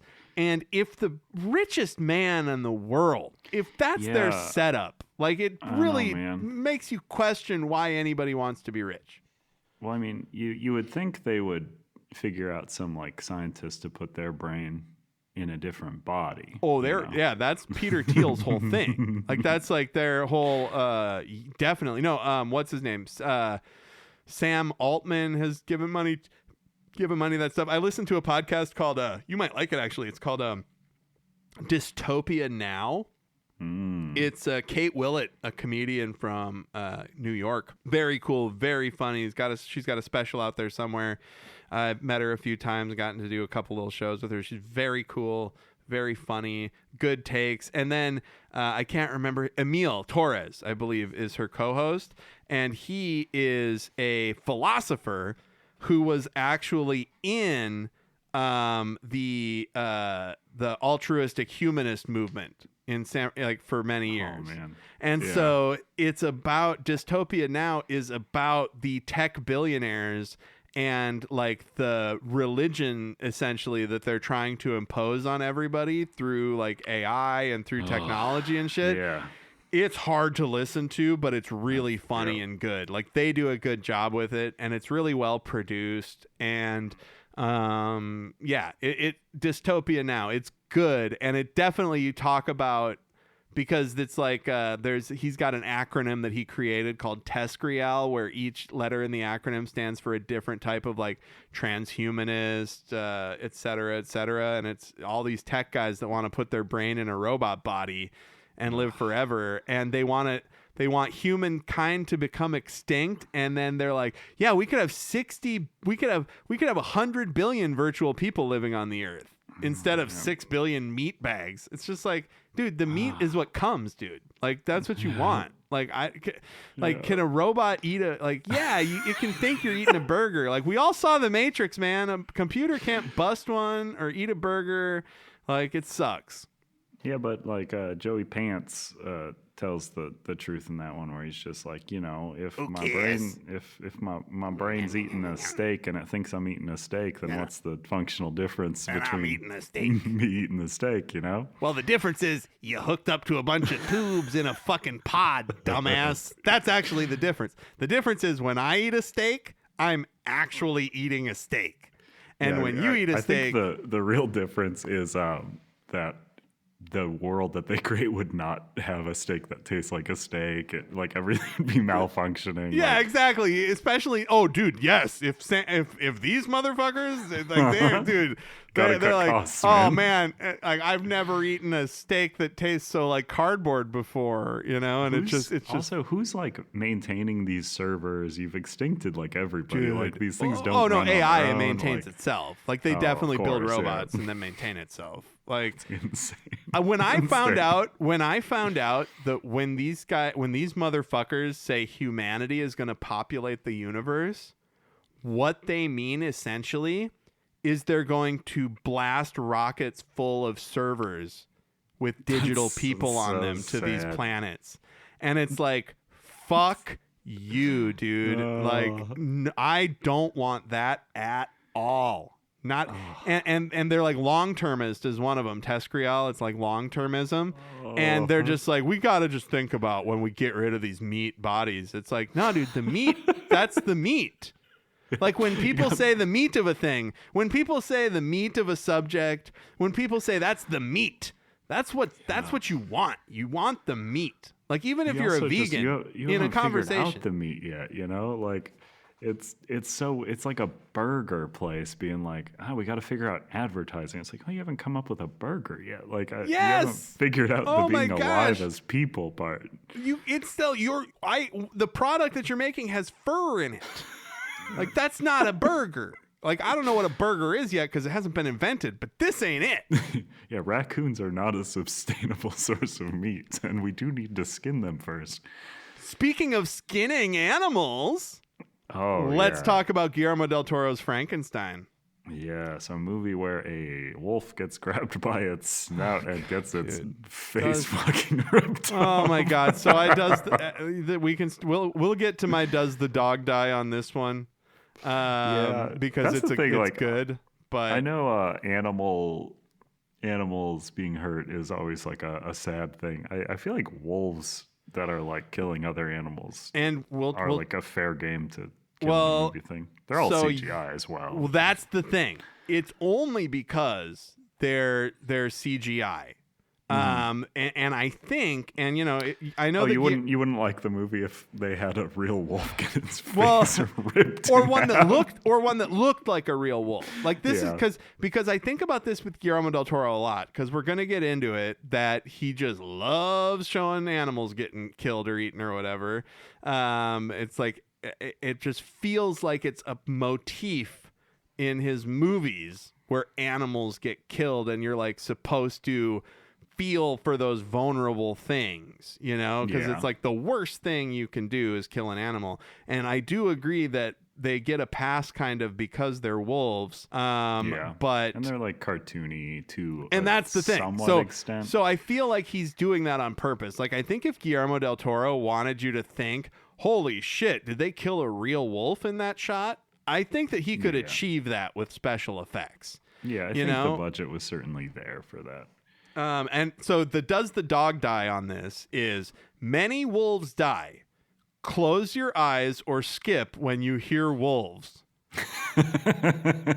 The sled dogs, however, go uninjured. Hey, there you go. Really good. I like that they specifically, like, when they find that scene too, they're like, all of the dogs are perfectly healthy and fine. I know, right? Make a point. It really makes you think that Guillermo del Toro is considerate of that stuff, which when he shows him pull the face off the wolf, it makes it like, whoo, boy. Like, they kill a lot of wolves. But the sled dogs are indeed fine. And usually does the dog die, that first little entry, it usually includes any animals that get killed. So I was kind of blown away when that deer got shot in the face. And I was like, hey, man, this is why I does the dog die. Like that one legit got me. I was so like just dialed into like, oh, this deer looks kind of fake, but this is a nice moment. And there's like, pop. So before we get into the meat of talking about this movie, what's your history with Guillermo del Toro? I love the guy. I think he's got hits and misses for me, certainly. But for the most part, I think he rules. I like his stuff a lot. I'm a big fan of Pan's Labyrinth. And, Hellboy Golden Army, I like a lot. And, you like Hellboy Golden Army specifically more than the first one? I do. I don't even think I've seen all of Hellboy Golden Army. It's got way more of like his stuff in it. Like there's a weird like Chinatown fight with like a bunch of creatures, and it's just got way more creature effects. The first one's like really dark and has like one bad guy. And because they got twice as much money, I bet, to do the second one, of course, because that first Hellboy movie, man, I think that people, and maybe they do because I don't read a lot of entertainment writing anymore. Yeah. But man, that first Hellboy, it was like 2004, 2005 or something, wasn't it? Something around there. Yeah. Like that's right. That's as good a comic book movie as we got around then, other than the first two Raimi Spider-Mans. No, Blade's great. I love Blade. Blade, and that and I did read a thing that was like, hey, people need to give Blade more credit for kicking off superhero genre, and it's like, absolutely they do. I agree with that 100%. I just like those movies. It wasn't until way later that I knew they were in any way tied to comic books. But I was like religious about my Blade intake as a young boy. I saw 98 Blade when it came out. And how old were you in 1998? I was 8 years old in 1998. Holy shit! Oh, you're quite a bit younger than me, I guess. You're 8 years younger than I am. I'm a baby. So.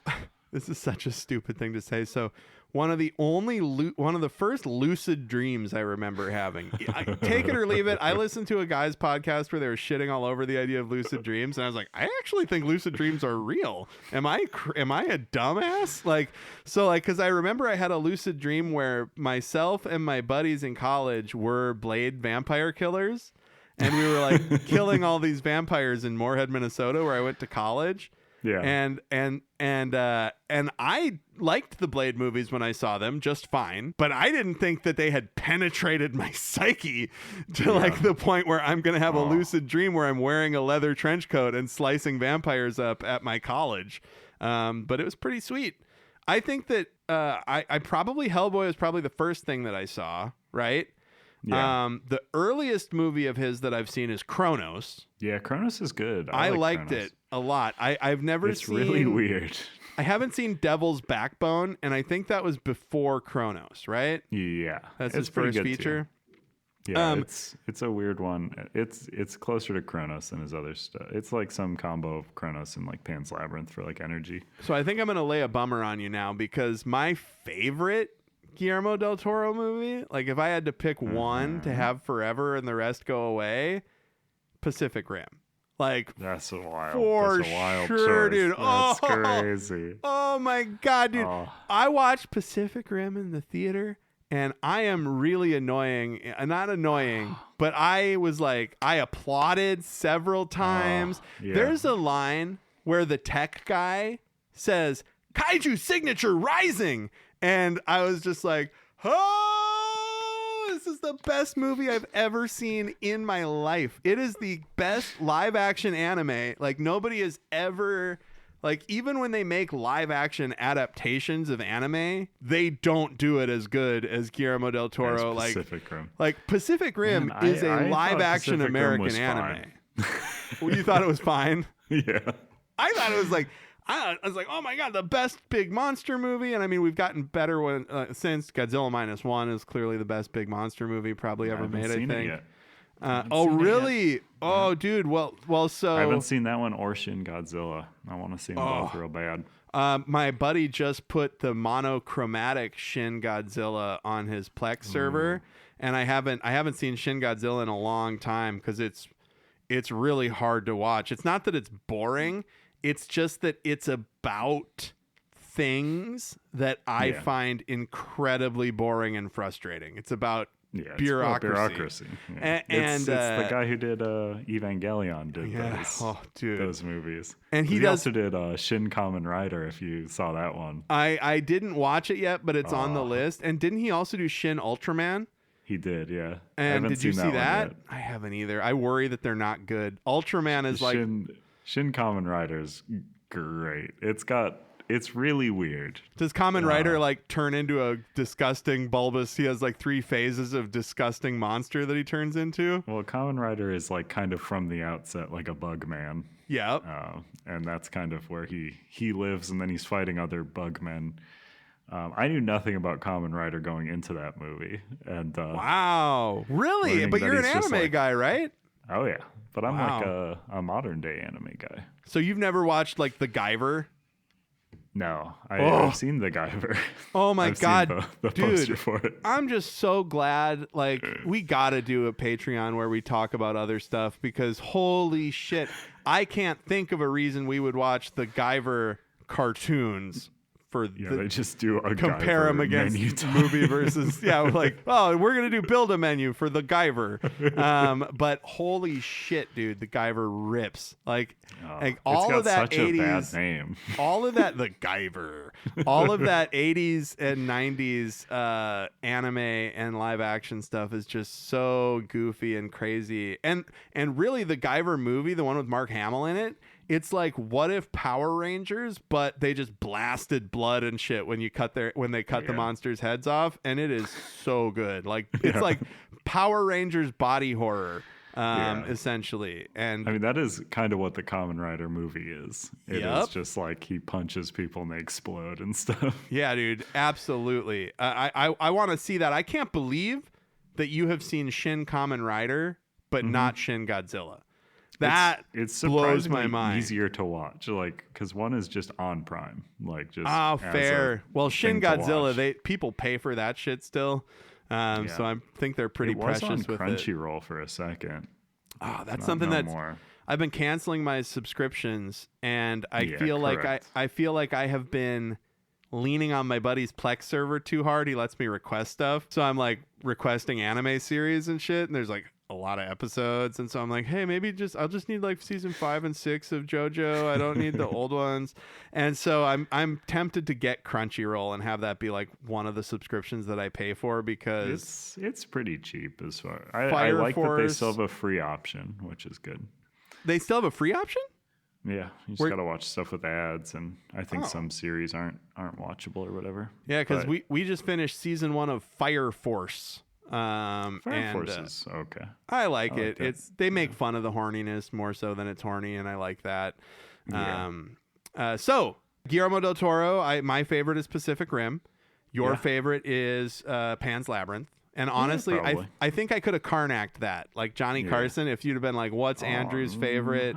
The Labyrinth of Pan, or however he phrased it. Probably could have yours as well. I just completely forget about that movie, dude. I Pacific Rim was one of the first I won. So the first holiday party at my job in LA, I won a 52-inch 4K TV, and I think I talked about it last time too. But it fucking transformed my life. It was so funny because it was like a $300 TV. Like I could have bought a new TV myself at the time, but I got this free 4K TV, and I was like, I'm gonna watch that fucking Pacific Rim Blu-ray that I got, baby. I'm gonna watch that because I've only ever seen it in 1080, right? Yeah. And it looks so good, dude. Like Guillermo del Toro, like and honestly, I think the wolves are intentionally like quick and cartoony, you know, because he's proven that he can show you a thing that ain't there that looks like you can touch it, you know? Like I think that he really does a good job with that, like putting the special effects in the environment. Some people, like the new Jurassic Park, fucks that up, surprisingly. It just does. Those new Jurassic Parks look bad. Like yes. I've only watched the first of them, but like I've seen other ones playing at bars. When you say the first of them, you mean Jurassic World, or do you mean the new ones? No. Okay. Or the Chris Pratt one. Yeah. Where he's training. And the one that's so full of product ads, and then that woman dies for like 45 minutes. I love it, dude. And she's great. It's so weird. She's so barely in the movie. And then she's killed for like 4 minutes on screen. It's awesome. That's one of the best things they've done in the series. Like honestly, if Jurassic Park went R-rated, spent $50 million less on each movie and made them rated R, like, holy shit, dude. The R-rated Jurassic Park I could write that would make people laugh and do Jurassic Park stuff. Holy shit, man. But yeah, the special effects, they look cool, but they look divorced from reality. And I think Guillermo del Toro, when he's watching it, Pan's Labyrinth, Shape of Water, which I hated because it's like halfway through this. Shape of Water, man. Well, yeah, it's a fine movie, but then you got to watch that thing eat fucking kittens. And it's like, no, thank you. Like, she fell in love with Alf. We saw the kittens. We saw the kittens, and I went, This was before I was does the dog dying everything. We were in a movie theater, nowhere to go, and then they were very CG kittens, but still. Let me tell you that amphibian man saw those kittens, and he also went, God damn it. And so I definitely had to mention that I was bummed out by Shape of Water, but it is a good movie. I don't think that's our Creature from the Black Lagoon, though. No, I think he could do that specifically. Do you think that he could do Creature from the Black Lagoon, even though he's already done Shape of Water? I think he could. I know he's capable. Like a unique energy, because it's got like all the jungle stuff, and it's like it's kind of like a Tarzan thing of just like the local people like respect and fear the Creature in the Black Lagoon. Like there's stuff he could build up there, and they sacrifice a woman to it or whatever, but it falls in love with the sacrifice. I don't remember. Well, that's been what forever. I haven't watched. So boring. I haven't watched the original Creature. I just like the idea of a creature like that, like a Gillman. I'm a Gillman guy. I've got various. Such a good design. Like that creature. I have a couple various Gillman action figures and shit. I dig the design particularly, but we've talked about those big kissable lips. Exactly. On the Gillman. Yes. I want to see Guillermo del Toro get these, because like I didn't think Frankenstein was gonna be set up for a sequel. You know? Like I was just like, they're not gonna, but at the end you're like, oh shit, dude, like this is it. He's kicking it off. Like now he's got to do a Dracula, a Wolfman, a fucking an Invisible Man. He could easily do that whole world, and then put them all together, and they got to fight. So the pitch for me is, Dracula, the Wolfman, probably the Invisible Man, and Dr. Jekyll are fighting Nazis in the 40s, right? And and then because the Nazis are using mummy magic. Trying to harness their power. Well, the Nazis are harnessing mummy power specifically, right? And so they've got to go. So the Monster Squad's got to go in and fight these Nazis, and Dracula's helping them. And then the third act twist is Dracula was actually only helping them because he wanted the mummy magic for himself to resurrect Elizabeth, his wife, his long lost wife. And so he double crosses the rest of the monsters. And nobody's ever going to let me write a screenplay. Like, I moved out here to try and be a screenwriter 8 years ago. I knocked on some doors. They did not open. I still would like That's why to write things. You just got to get in there anyways. Just working on through it. The doors. Working on it. I'm literally hoping that this podcast sees a door at some point. You know, like I'm just doing whatever I can. But the point is, if somebody let me write the Universal Monster Squad movie, it would make a lot of money. Like, you could do something. Like, I don't understand when they fuck up these things, you know? Like, why wasn't that Wolfman movie with Benicio better? You know? Like, what the hell? Yeah, I never even saw that one. I saw the sad one. The other one where like Wolfman was rabies. We're not gonna have that Wolfman in that he does not make the Monster Squad cut. He's like the Shape of Water version of the Gill Man. Like that's like sadder. At least the Gill Man's like found love, whatever. But this guy's just like, I tried to kill my love because my gonads are large and hot. My gonads are large and hot from the rabies. I'm the wolf man. I had to break my own jaw because it's more comfortable that way. I am the wolf man. What a film. All right. So, yeah, I think we've covered our history with this delightful Mexican man.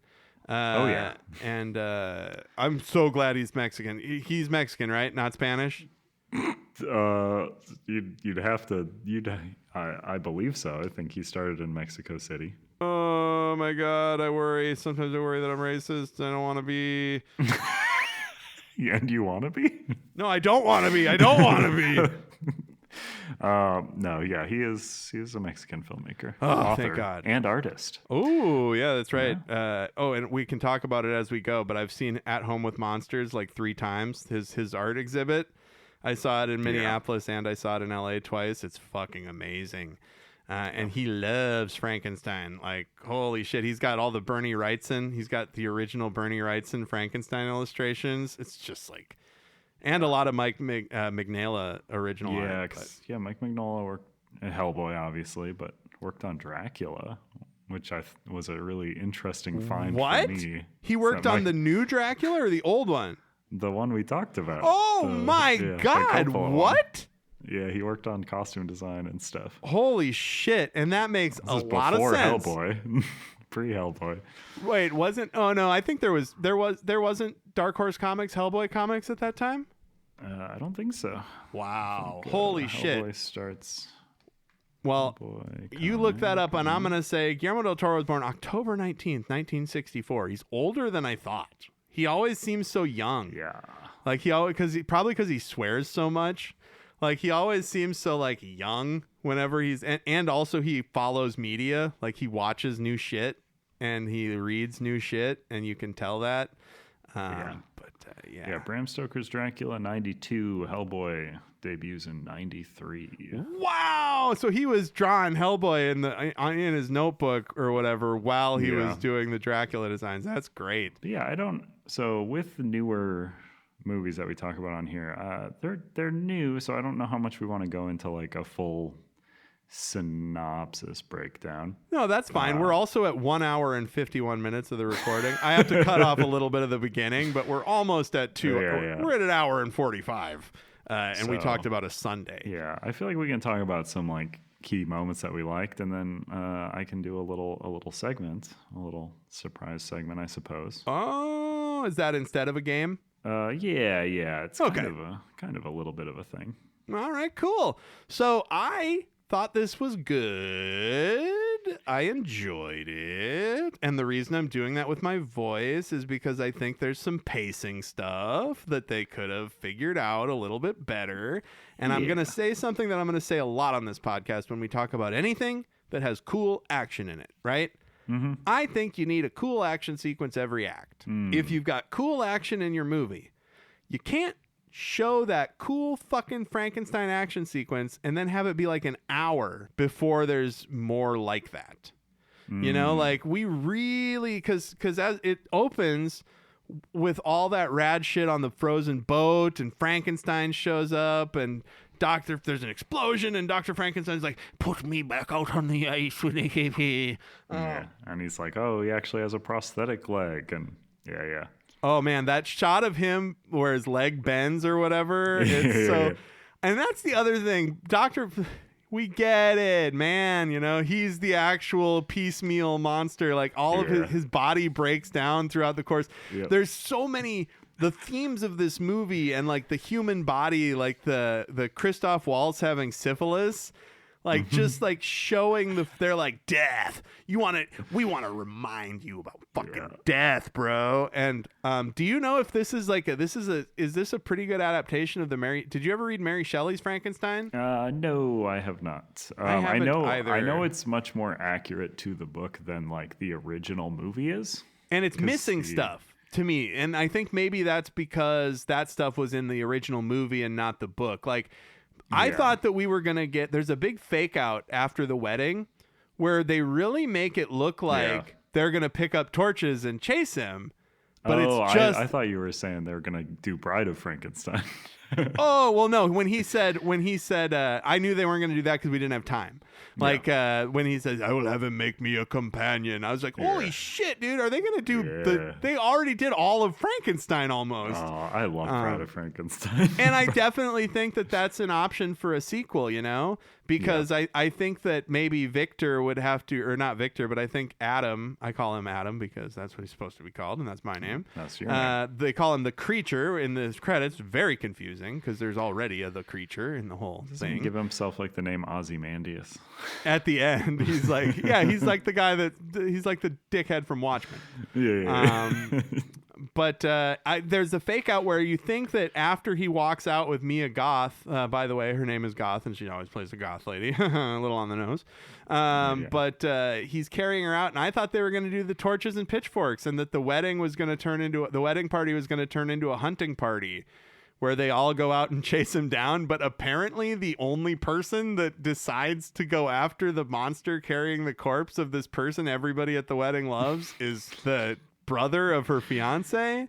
I mean, I think so. There's a lot of like, because they do that a bit earlier when in the wolf fight, like he kills some of the wolves like really bad, and then all the other wolves are very scared of him. Yes. So he does he's just like, I beat these two people up so bad, and everyone else is like, okay, never, you're good. I love that. I didn't even think about how they set that up. Yeah.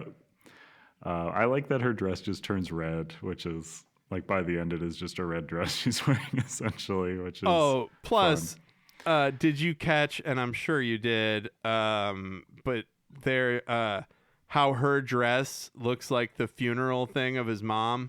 Yeah. Like it's just it's the like first time you see his mom, like the weird red ethereal gown that she has when she's like standing behind him. So he wanted to fuck his mom, right? Like, or he did fuck his mom. Like when he said, "Do you think he fucked his mom?" There is an early sentence in the movie that was like, "Mother was all to myself." Yeah, so when Dad was home, he took over the house, but when he was gone, Mother was all mine. Yeah, dude. Like, weird. and he's always drinking milk. Yep. Like he fucked his mom for sure, dude. It's just so gross. And then when he sees the devil, when he sees the demon, the fire demon that tells him to build Frankenstein, it's like looks like his mom. Fire angel, like angels and fire. Yeah, because you know how when you think about angels, you're like they're all fiery. You know, they always got that fire around them, and they're all red, and they have a spear. I mean, I think the biggest changes from novel are like in the novel, the guy does the thing.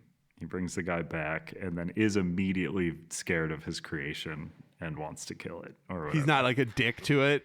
He doesn't like abuse it. We don't get to see him abuse his child for that shit is hard to watch. So this Frankenstein guy, what a piece of work, right? Yeah. Just an absolute piece of shit, man. And he's such a worm. He's such a cowardly, pathetic worm, dude. So like so Christoph Waltz, they struggle, and Christoph Waltz falls and his head breaks open. And what a great shot when Victor is like picking him up to see how fucked up he is, and his brains fall out of the back of his head. It's like, oh, Guillermo. Yeah, because Guillermo del Toro. I also love like this dork, this total nerd. waits till like the moment they're about to shoot lightning into this guy. And he's like, okay, let's get my brain in there. He's like, we don't have time, man. That's He's not like, even how it no, works. We have to do it now. He's like, nah. That's not even how it works. Like here's what I would do. Like what I don't understand is, and Brittany, my wife, brought up the same thing, right? She was like, why do they put a person together? Why don't they just resurrect a whole person? And I was like, well, because they need all the best stuff. That's what it is. You need a perfect part from each person, right? But what we find out after he finds the correct lymphatic nodes or whatever to put the electricity in, Frankenstein's healing super fast. It like puts his body into overdrive. So you'd think you would just be able to put those pins in Christoph Waltz, fire him up, like heal him, and then it would heal him, right? Like that's what I think that's what they should have been working towards.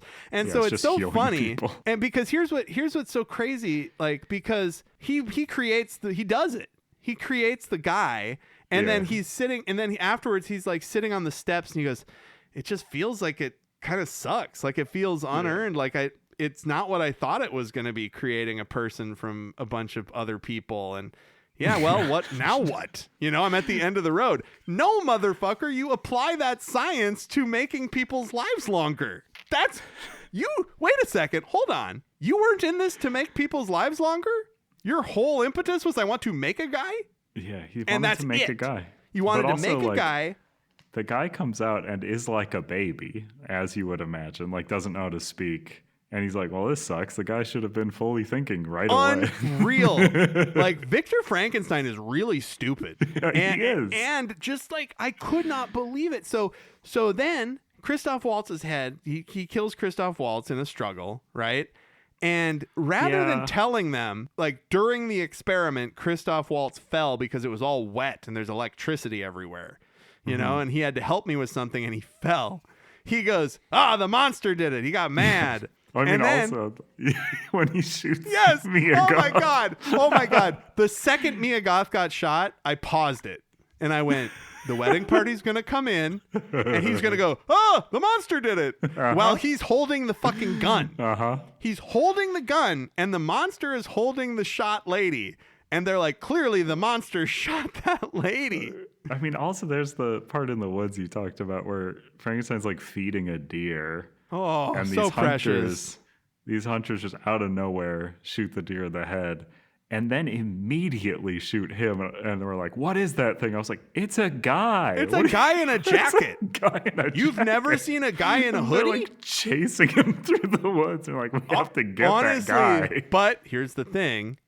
Believable shit. Dark hoodie. Sure. Yeah, right? Like, so, that's the first instance of Dark Hoodie. Right? And so these guys are like, what is it? He's got a hoodie on. Shoot it. Shoot it. Good Lord.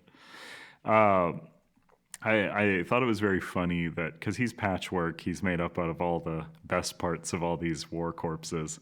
He has one Band-Aid sized patch on his thigh that I was just like, they didn't have what's there? He's got all kinds of wrap. Like, why does he keep the wrapping on? I just mean it's not even wrap. It's like this like size. It's smaller than like a can of soda size shape of like just flesh on his thigh. I was just like, he just slapped this one piece of flesh on. I couldn't. He only had a week. I don't like the mole that's on that part of the thigh.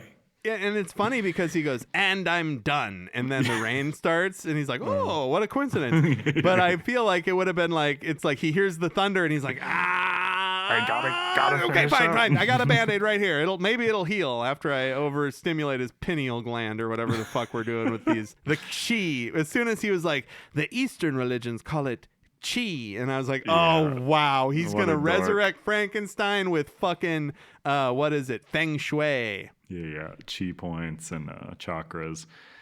But he has two parents that die, and they are put in the coolest coffins. Or I've never seen a coffin so cool. Like, I need to be cremated because I can't take up space in a cemetery as agreed. Somebody. But wow, if that's how we did it, I would. I know, man. They got like, it's the coolest way you could ever do like an open casket service of just this ornate like china it's like an ivory thing. coffin. Yeah, it's like a huge coffin that's been ivory carved out of fucking ivory. weigh like 1,200 pounds. And you just see their face, and it has Yep. this plush lining that looks like the inside of her dress. Yeah, like a velvet lining around their face, and then they also kind of like a vagina. Dude, this guy fucked his mom. It's so gross. And so we're supposed to know he fucked his mom for sure because he drinks milk all the time. That's what they want us, because he definitely fucked his mom. But the only clues are he said he'd have her all to himself, and then he drinks milk all the time. Yeah, I mean, somebody, let me see. Did somebody mention that he fucked his mom in a Reddit post? No, nobody grabs that chunk at all. But somebody definitely did, though. I couldn't believe it. And then all the once I realized that he was drinking milk every time you saw him, I was just like, oh my god, milk. Have you seen The Boys?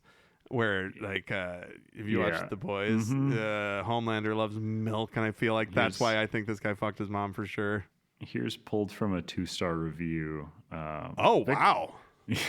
Victor Frankenstein himself is a hollow construct. He's been stripped of moral complexity and rebuilt as a pile of tropes. Maternal trauma, unattainable love, outsized ego, and a last-minute redemption plea. His supposed genius feels as authentic as his pulse-checking technique, performed through thick red leather gloves, in what might be the least scientific gesture ever put to film. I think the least scientific gesture ever put to film is when they went to space in Fast 9. So in the Fast and the Furious 9, two of the fellas, they make a space car, and they have to fly to space in this jerry-rigged car and interface with a satellite. And then they make it back alive. But did you know that the Leprechaun went to space? Yeah, and so did Jason. We know who's been in space. I'm not here to debate who's been in space. But yes, Leprechaun and Jason, both. I found the use of regularly drinking milk interesting, as it usually depicts the consumption of innocence by a villain. But when offered brandy by the captain, he did not drink it, which would have, in my eyes, solidified Victor's pleas for forgiveness and redemption. Now that I think about it, I think they should have had Victor asking for milk on the ship. It would have been very funny. Do you not have any? Oh, you don't have any milk? Oh my god! And he's like, dog, of course we don't. It's a ship. So it's funny that we're not doing the typical walkthrough of the whole movie like we normally do, because I actually watched this one twice for this. Not for it, but because on my buddy, because I can't have Netflix because of transphobia. Not because I'm transphobic, but because Dave Chappelle is, and Netflix gives him all his money. And so it's hard for me to do that, because I get it that people do have Netflix still. Not a problem, right? I'm not mad at you for having no Netflix. ethical consumption. No ethical consumption under capitalism. Everything goes to somebody bad. But I talked a lot of shit online about Dave Chappelle being transphobic. So I felt, for me personally, if somebody were to see that I've got Netflix, it would look bad. Man. Those specials are so wild to unreal me. Bad. Crazy. It's truly the worst examles of stand-up comedy. Yeah. No jokes. It's just fucking bonkers that's what people think stand-up comedy should be in any way. As much as I hate Louis C.K. for being a disgusting abuser, he does stand-up comedy still. Haven't seen any of the stuff since he came out as an abuser, but he at least is a comedian still. Dave Chappelle is a weird transphobic crank, like J.K. Rowling in a stand-up suit. But so my buddy put Frankenstein on, and how his Plex server works is it grabs the 1080 first. That usually becomes available first. So we watched it in 1080 on Friday night, and then yesterday morning I was like, ooh, it got that 4K file up now. And so I just started playing it, and then I ended up watching it off and on over the course of the morning. So it took until the second watch for me to catch that. When Victor Frankenstein at the end is chasing Frankenstein over the mountains, over the horizon again, into the mountains and the sea, and then to where there was nothing. And he goes in to resupply, and he goes, I need you to fill this gun. I need you to sharpen this knife. Oh, and give me 5 cans of condensed milk. Yep. I was like, this guy fucked his mom.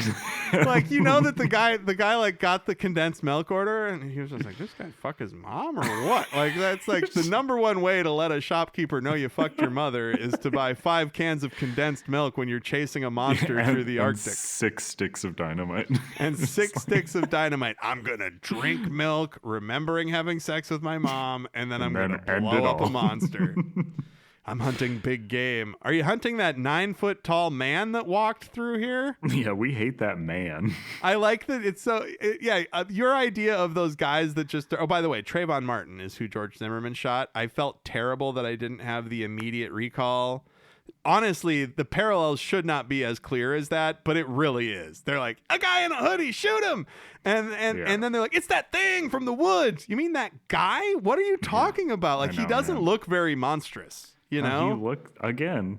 And this might be like a disconnect between the script and the final look of the creature, but like he does just look like a guy who is scarred up. Like he just looks like a guy who's been through really tall and big. Like, and I like the explanation for that. He's like, I want long, gangly arms. It'll make the work easier. Yeah, like it'll agreed. And the one note that I have, like, if.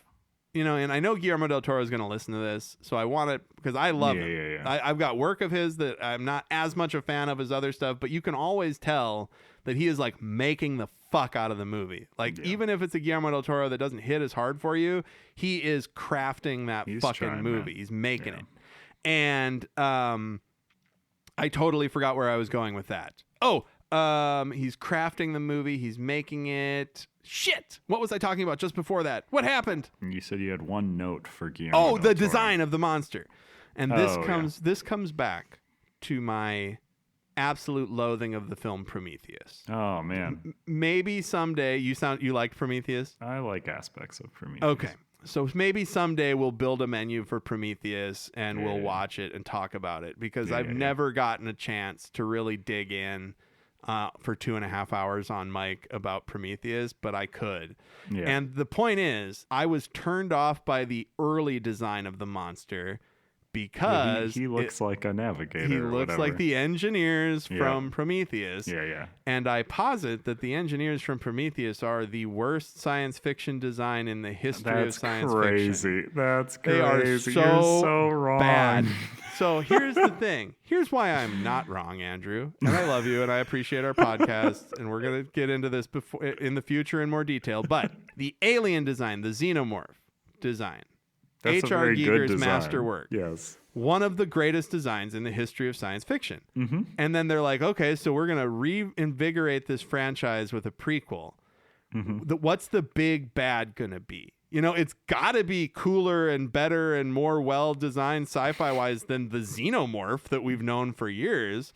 So what's underneath that elephant fucking costume that the navigators or that the engineers wearing in Alien or Aliens, right? What is it under there? It's a guy. It's a guy. It's a Frankenstein guy. Oh, I could go on for so long about how that's a good choice. Well, here's the thing. These engineers, so intelligent that they're able to do all this stuff that they can do. But then when one of them wakes up, he goes, and he like pulls off the android's head and swings it around. It's like, you're a scientist. You're a fucking, you're a biologist. Not that one. That guy's just driving a ship or something. Why didn't they have an elephant face? Well, we'll talk about it in the future, and I respect your opinion. The engineers are they made humans in their image, man. That's like how the movie opens. And then they have the hubris, and they had to correct their mistake. We'll get into it. I know. Why is Charlize Theron? Busta Wright. You're running from a round ship. There's a lot of plotty stuff in the movie that why do the navigators are the only ones who get lost? We'll talk about it later. Absolutely, for sure. So you can tell that he is really making the hell out of these movies. But the design reminded me too much of the engineer. And the same thing happened to me with Alien Romulus. Fuck you, Alien Romulus. You're a great movie for 83 minutes. And then I think we've gotten out of this movie without any Prometheus stuff. Oh, boy, he did it. Fede Alvarez, you fucking did it, bro. And then they're like, hey, look, it's the black ooze. It's the stuff from Prometheus, the Prometheus fire. When that dying robot android said, Prometheus fire, in the theater, I went, fuck. Like, I was like, I have not seen it. Oh, man, they trick you into thinking it's not a Prometheus movie. And then the alien at the end's got an engineer face, and it's just upsetting. See, that's got that one has the whole issue that I have morally, where it's just like, why do they have to make Ian Holm out of computer? just do a different one. Dude. Does it matter that it's Ian Holm robot? Dude. Dude. Why? And it looks bad. Yeah. It looks so fucking fake. Like I could not believe it. I at least understand why they do Grandma Tarkin in Rogue One. Grandma Tarkin? Grandma Tarkin. It sounded like you said Grandma Tarkin. Yeah, Grandma Tarkin. Yeah, Grandma Tarkin. That's how I talk about Grandma. But that one at least makes sense for the plot, but like... I couldn't believe it when they did the Ian Holm face. And if you're going to do that, oh my God, and this is a huge pitch. And again, I can't stress this enough. Nobody in Hollywood cares what I say. They are not listening. But do a practical face and have it talk less. Yeah. Like have it look like a fucked up, jacked up practical face where you like see the bone, like the robot mouth. You know, what they did that was really good in the Alien video game is they had like earlier androids or whatever. And the way they had them look in that game was like, oh, they put these human looking flesh masks on them, but they understand that humans don't want real human looking things walking around. So they do look off, like they look like doll people. Yes. And it's very scary to have this like loosely fitting human face on a thing coming at you. But it also makes sense for the humanity of the thing. It's like, I don't want to see something I can forget as a robot that's supposed to be serving me or whatever. Like that feels weird. Yes, absolutely. And just in general, have you seen Alien Earth? No, not yet. Ooh, boy, that's good. And yeah, I want that's one of those times where never let it, because I have big opinions about stuff before I see it, particularly if it's like a franchise that I've liked. I like. Yeah. I saw the trailer for that. Well, first off, the idea of xenomorphs on Earth is not interesting to me at all, because the whole crux of the Alien franchise is if even one facehugger makes it back to Earth, we're done being humans, right? And I believe that. So in my opinion, I was like, well, they're putting aliens on Earth before Alien.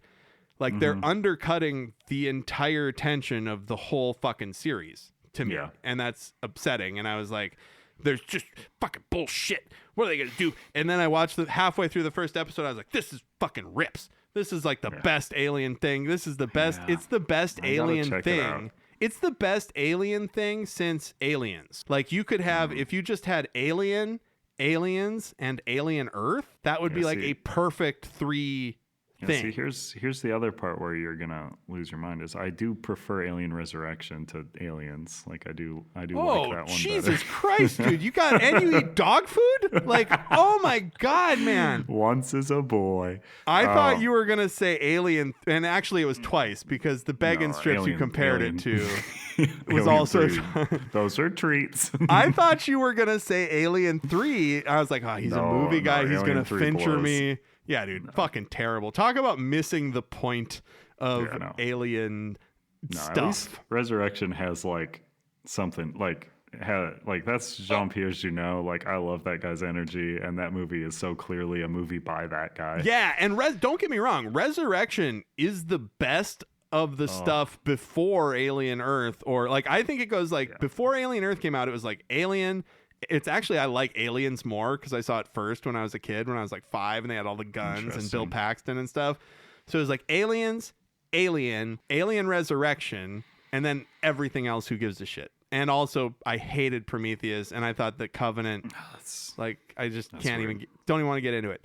But, and I don't think it's weird. A lot of people hated Prometheus. But I know. That's going to be a revisited over time, I feel like. But also, it's got some really big turd parts in it. Oh, like it's not a perfect film. Fair. Ever. Why are biologists taking their I'm gonna smooch this little alien. I'm a xenobiologist. Gotta pop this helmet off Every time somebody takes their helmet off in a space movie, I'm just like, and then in Alien Covenant, they take their helmet off and immediately inhale something. Like immediately, like they're like, "Hey, we could take our helmets off," and then during that shot, it goes up his nose. But Alien Earth, I think, is just, it's really good. Definitely check it out. Gotta check it out, particularly if you liked Alien Resurrection, because it honestly has a lot of that stuff going on in it. Well, you're selling me. But now we gotta rank our Sunday versus our movie. Well, hold on. Let me make sure that there's nothing else that I had in my notes about Frankenstein. Shape of Water eats kittens. When we covered that Victor blames the monster constantly for everybody that he kills. The one scene that really, it was weird that it was so early on and it struck such a strange tone, is when he hides in the confessional and pretends to be a priest and Mia Goth gives him her confession.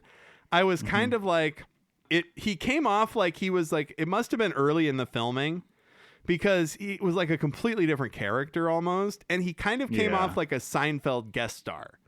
Like he came off like, it was like he came, like if you watch that scene completely divorced from the rest of the movie, it's like, what is he doing? Like he's really hamming it up, and it made me want to read that scene as him like trying to be a different person to like charm her. Well, then like, there you go. Yeah, then he nailed it. The follow up to that too is like he's also kind of doing that, where they're like, "Hey, you got this book on bugs? Isn't that crazy?" Hey, I got books on cutting people's fucking dicks off, putting them on other people.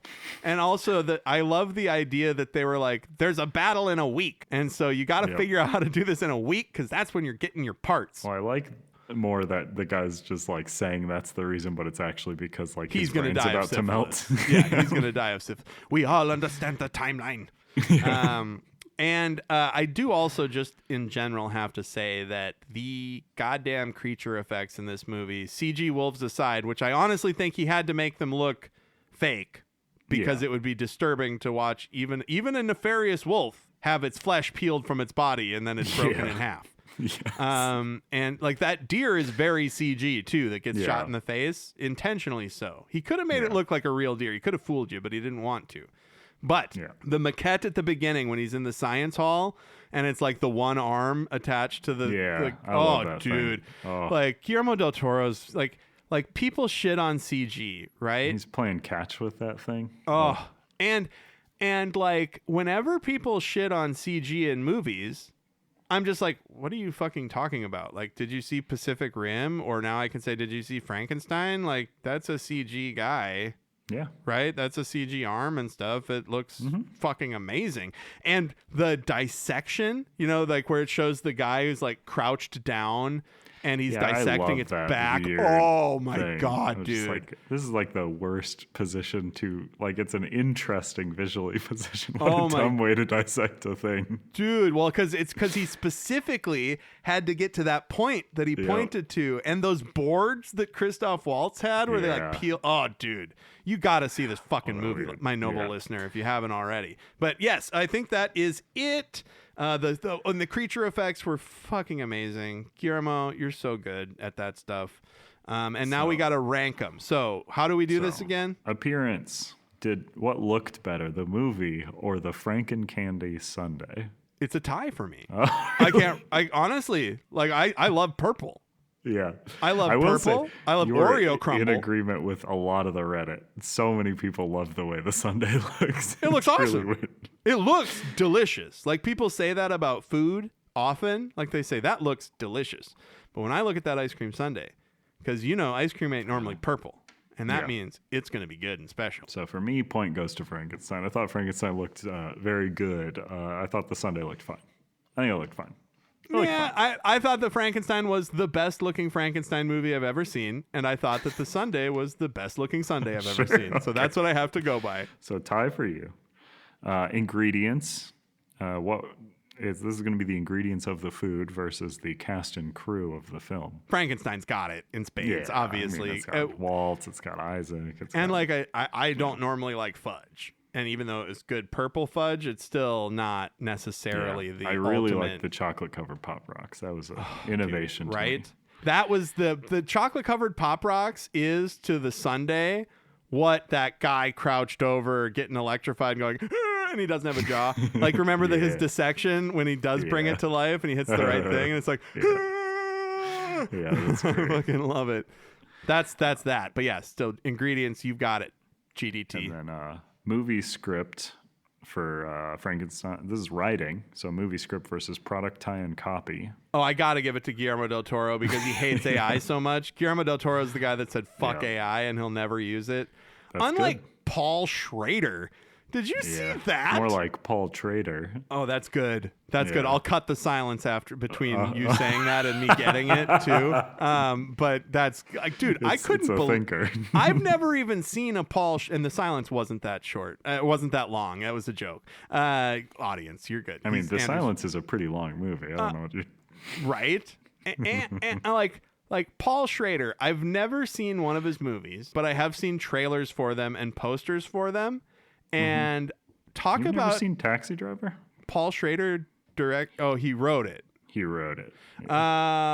It makes sense. So he's the guy that wrote Taxi Driver that also makes movies now. Yes, he wrote a few Scorsese's. Wasn't he like The Garden? He's the guy that did like The Constant Gardener.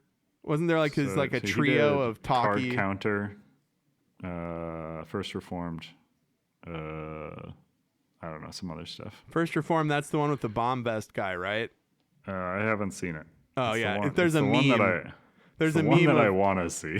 There's a meme of Ethan Hawke wearing a bomb vest that I think is from that. I just saw that Paul Schrader said he's got a good idea for an AI movie, and it's like, dude, you're the last motherfucker. Based on what I know now from your career, like, does he think AI would write Taxi Driver? Like, when those people say that shit, does he think that the movie that he makes with an AI helping him write it, does he think that's going to be better than Taxi Driver? Why would you do something that's not going to be better? I don't know. He's 80 years old, so like. Oh, so he's just done, and so is Ridley Scott, also done. I like Ridley Scott. Yeah, you can, and I think it's fine. I watched that Gladiator 2. I did. I haven't checked that one out yet, but. They fight a shark in the Coliseum. That's cool. As advertised. Cool. It is advertised. Denzel cutting it up, dude. He's great. How did it sit with you? Did it leave you thinking, versus did it leave you with stomach pain? So the ice cream, I can eat ice cream before 8 p.m. Yeah. So I got no stomach pain. If I eat it after 8 p.m., I'll wake up with a little tummy ache. Right. Yeah. This one's a pure tie for me. I think about that ice cream. I think it's good. I'll probably think about that movie about as much as I think about that sundae. I think that the movie was almost more heavy-handed with its themes than the sundae was. Like, no, Guillermo, I know you're listening, and the heavy-handed themes are good.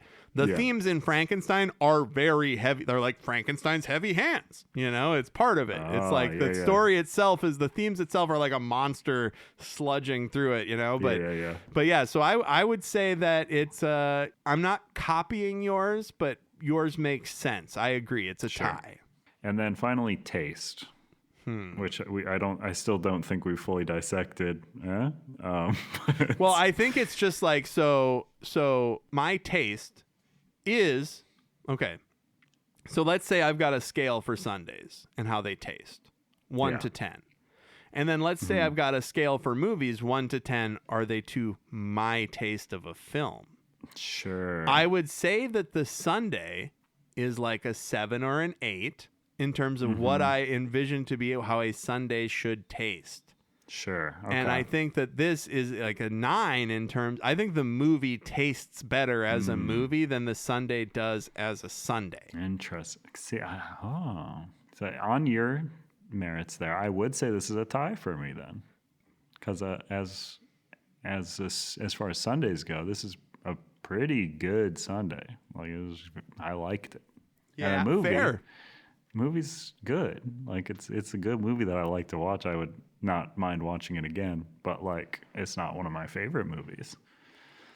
Just like the sundae is not one of my favorite sundaes. Oh, I would have it again.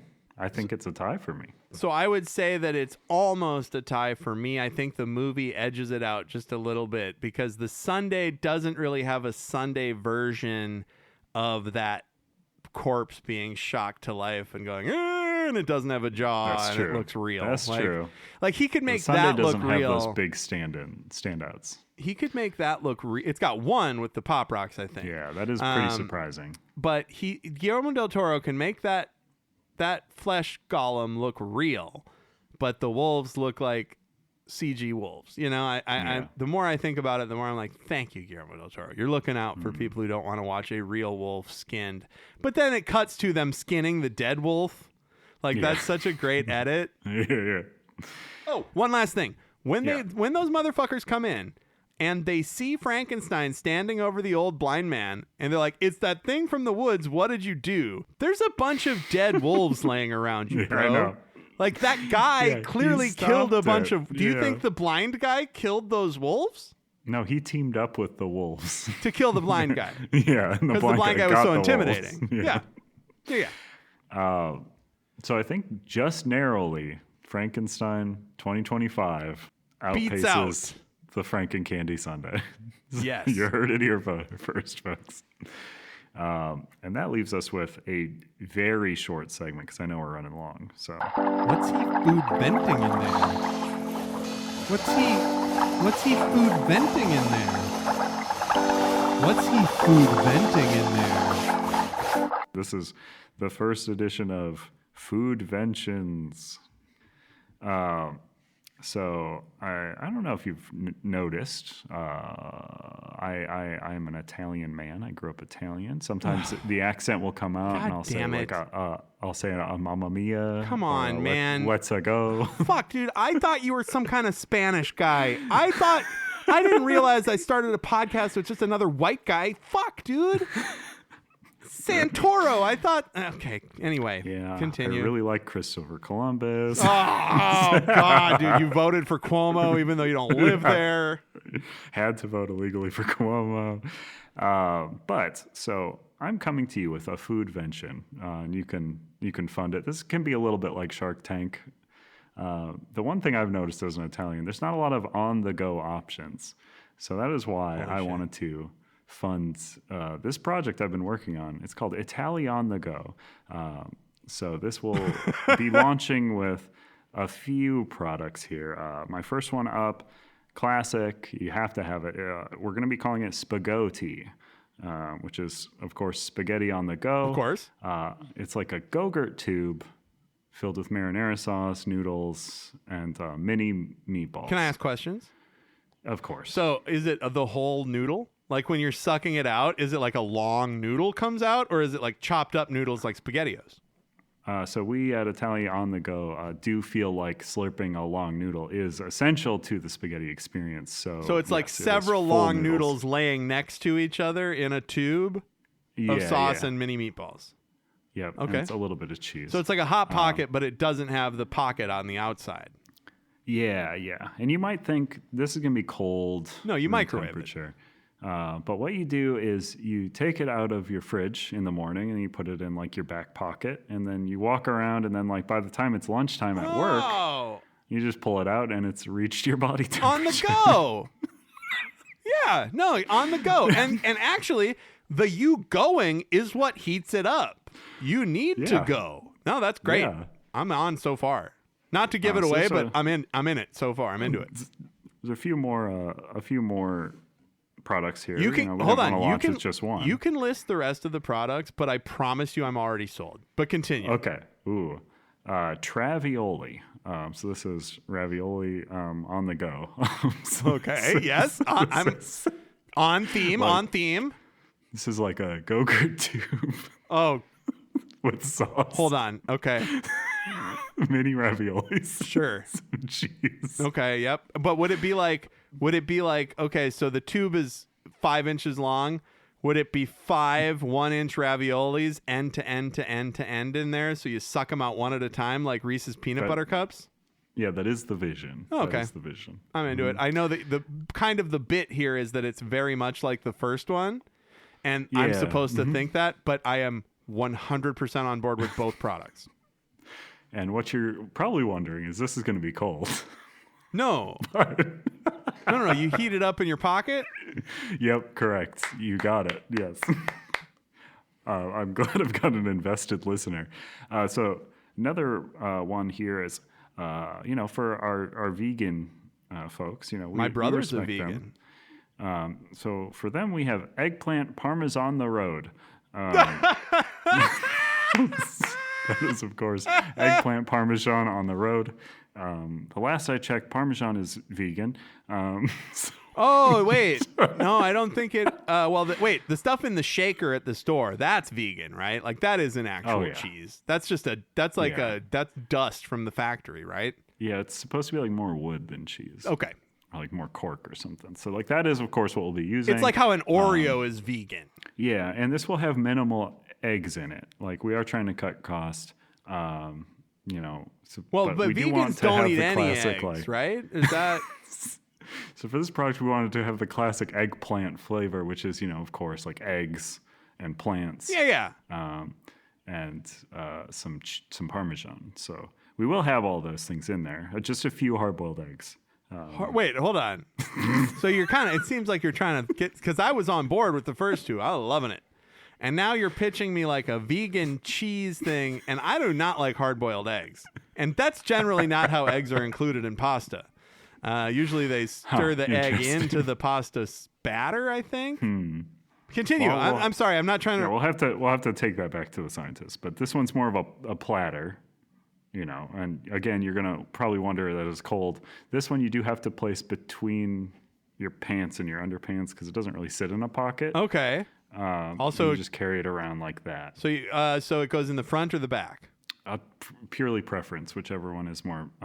preferable. If you have an office job, it might be better to do it in the front. Well, is it like, how when you get a frozen pizza, the instructions say for like extra crispy pizza, put it right on the rack, and for like a softer, doughier crust, put it on a pan? Is that a similar situation? Do you get a different consistency of the of the chicken parma on the road? So the eggplant parmesan. Eggplant parmesan on the road. Is it like a different texture or consistency if it's cooked on the front or the back? It'll be less stinky if it's in the front. Oh, you think so? I guess. Yeah. Also, usually a crotch smells less bad than a butt. Well, it depends on how much you're farting, and we're not that kind of podcast, but I think that's definitely what it depends on. Yeah, that sounds good so far. Oh, can you microwave these things, or must they be heated up with the body heat? Yeah, sorry. All packaging is non-microwavable. We're using a variety of styrofoams and plastics. That Sure. Go into your body. Sure. Okay. And then our final product is, of course, the Calzone. So that is a calzone on the go. Okay, I'm listening. I haven't checked out. I'm here. This one's like a Go-Gurt tube with like breading in it, and it's filled with cheese. Okay. And breading. So, yes, I think that, look, 3 out of 4 of those products are a fucking grand slam. It's actually weird that there's like one outlier in there, I think. Well, I feel like every good product line has to have like one that you would never buy. Oh, but I don't think the company makes for some reason. But I don't think they do that on purpose. Like I think that they want people to buy that. Like I think the people who make the broccoli cheese hot pockets, they want people to buy that, They're not just like, we need to see an unpopular one on the shelf.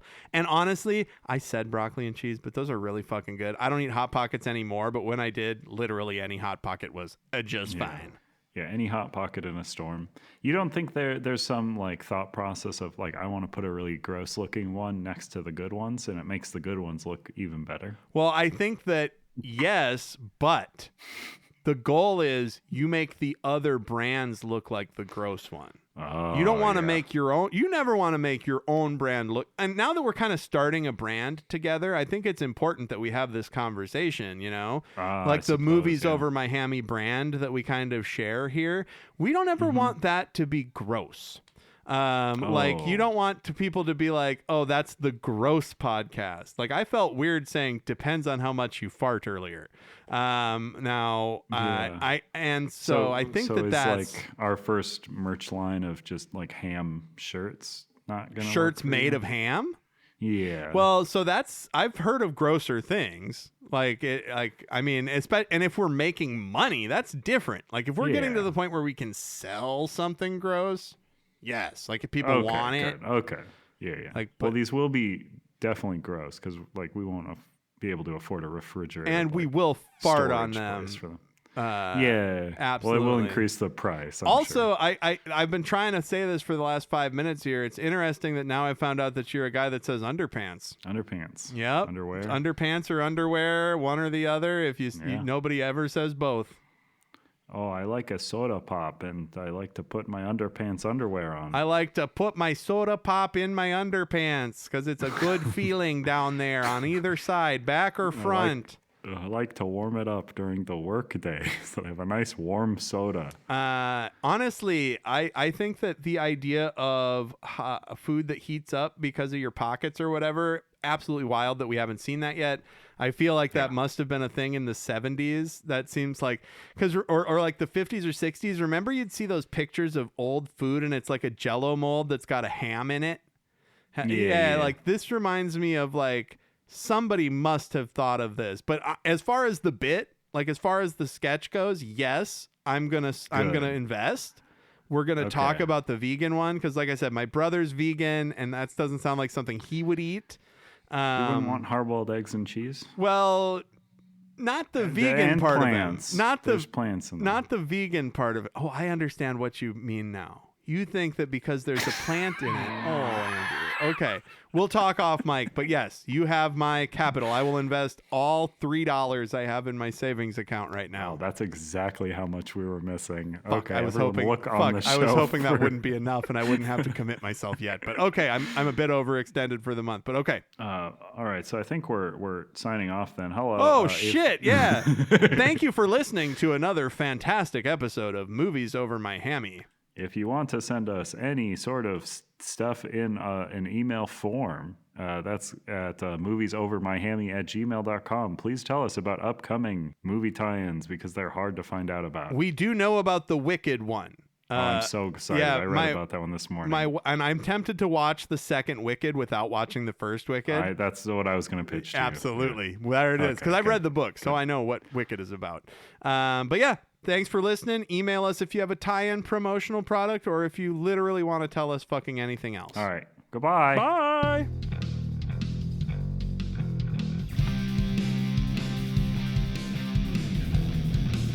Thank you for listening to Movies Over My Hammy.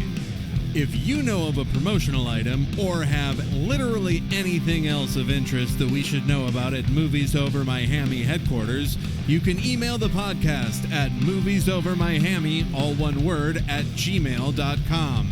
And please, for the love of Satan, like, subscribe, rate, review, tell everybody you know about this podcast. We're counting on you. Everything is going to be okay. Not enough podcast about fast food. Not enough podcast about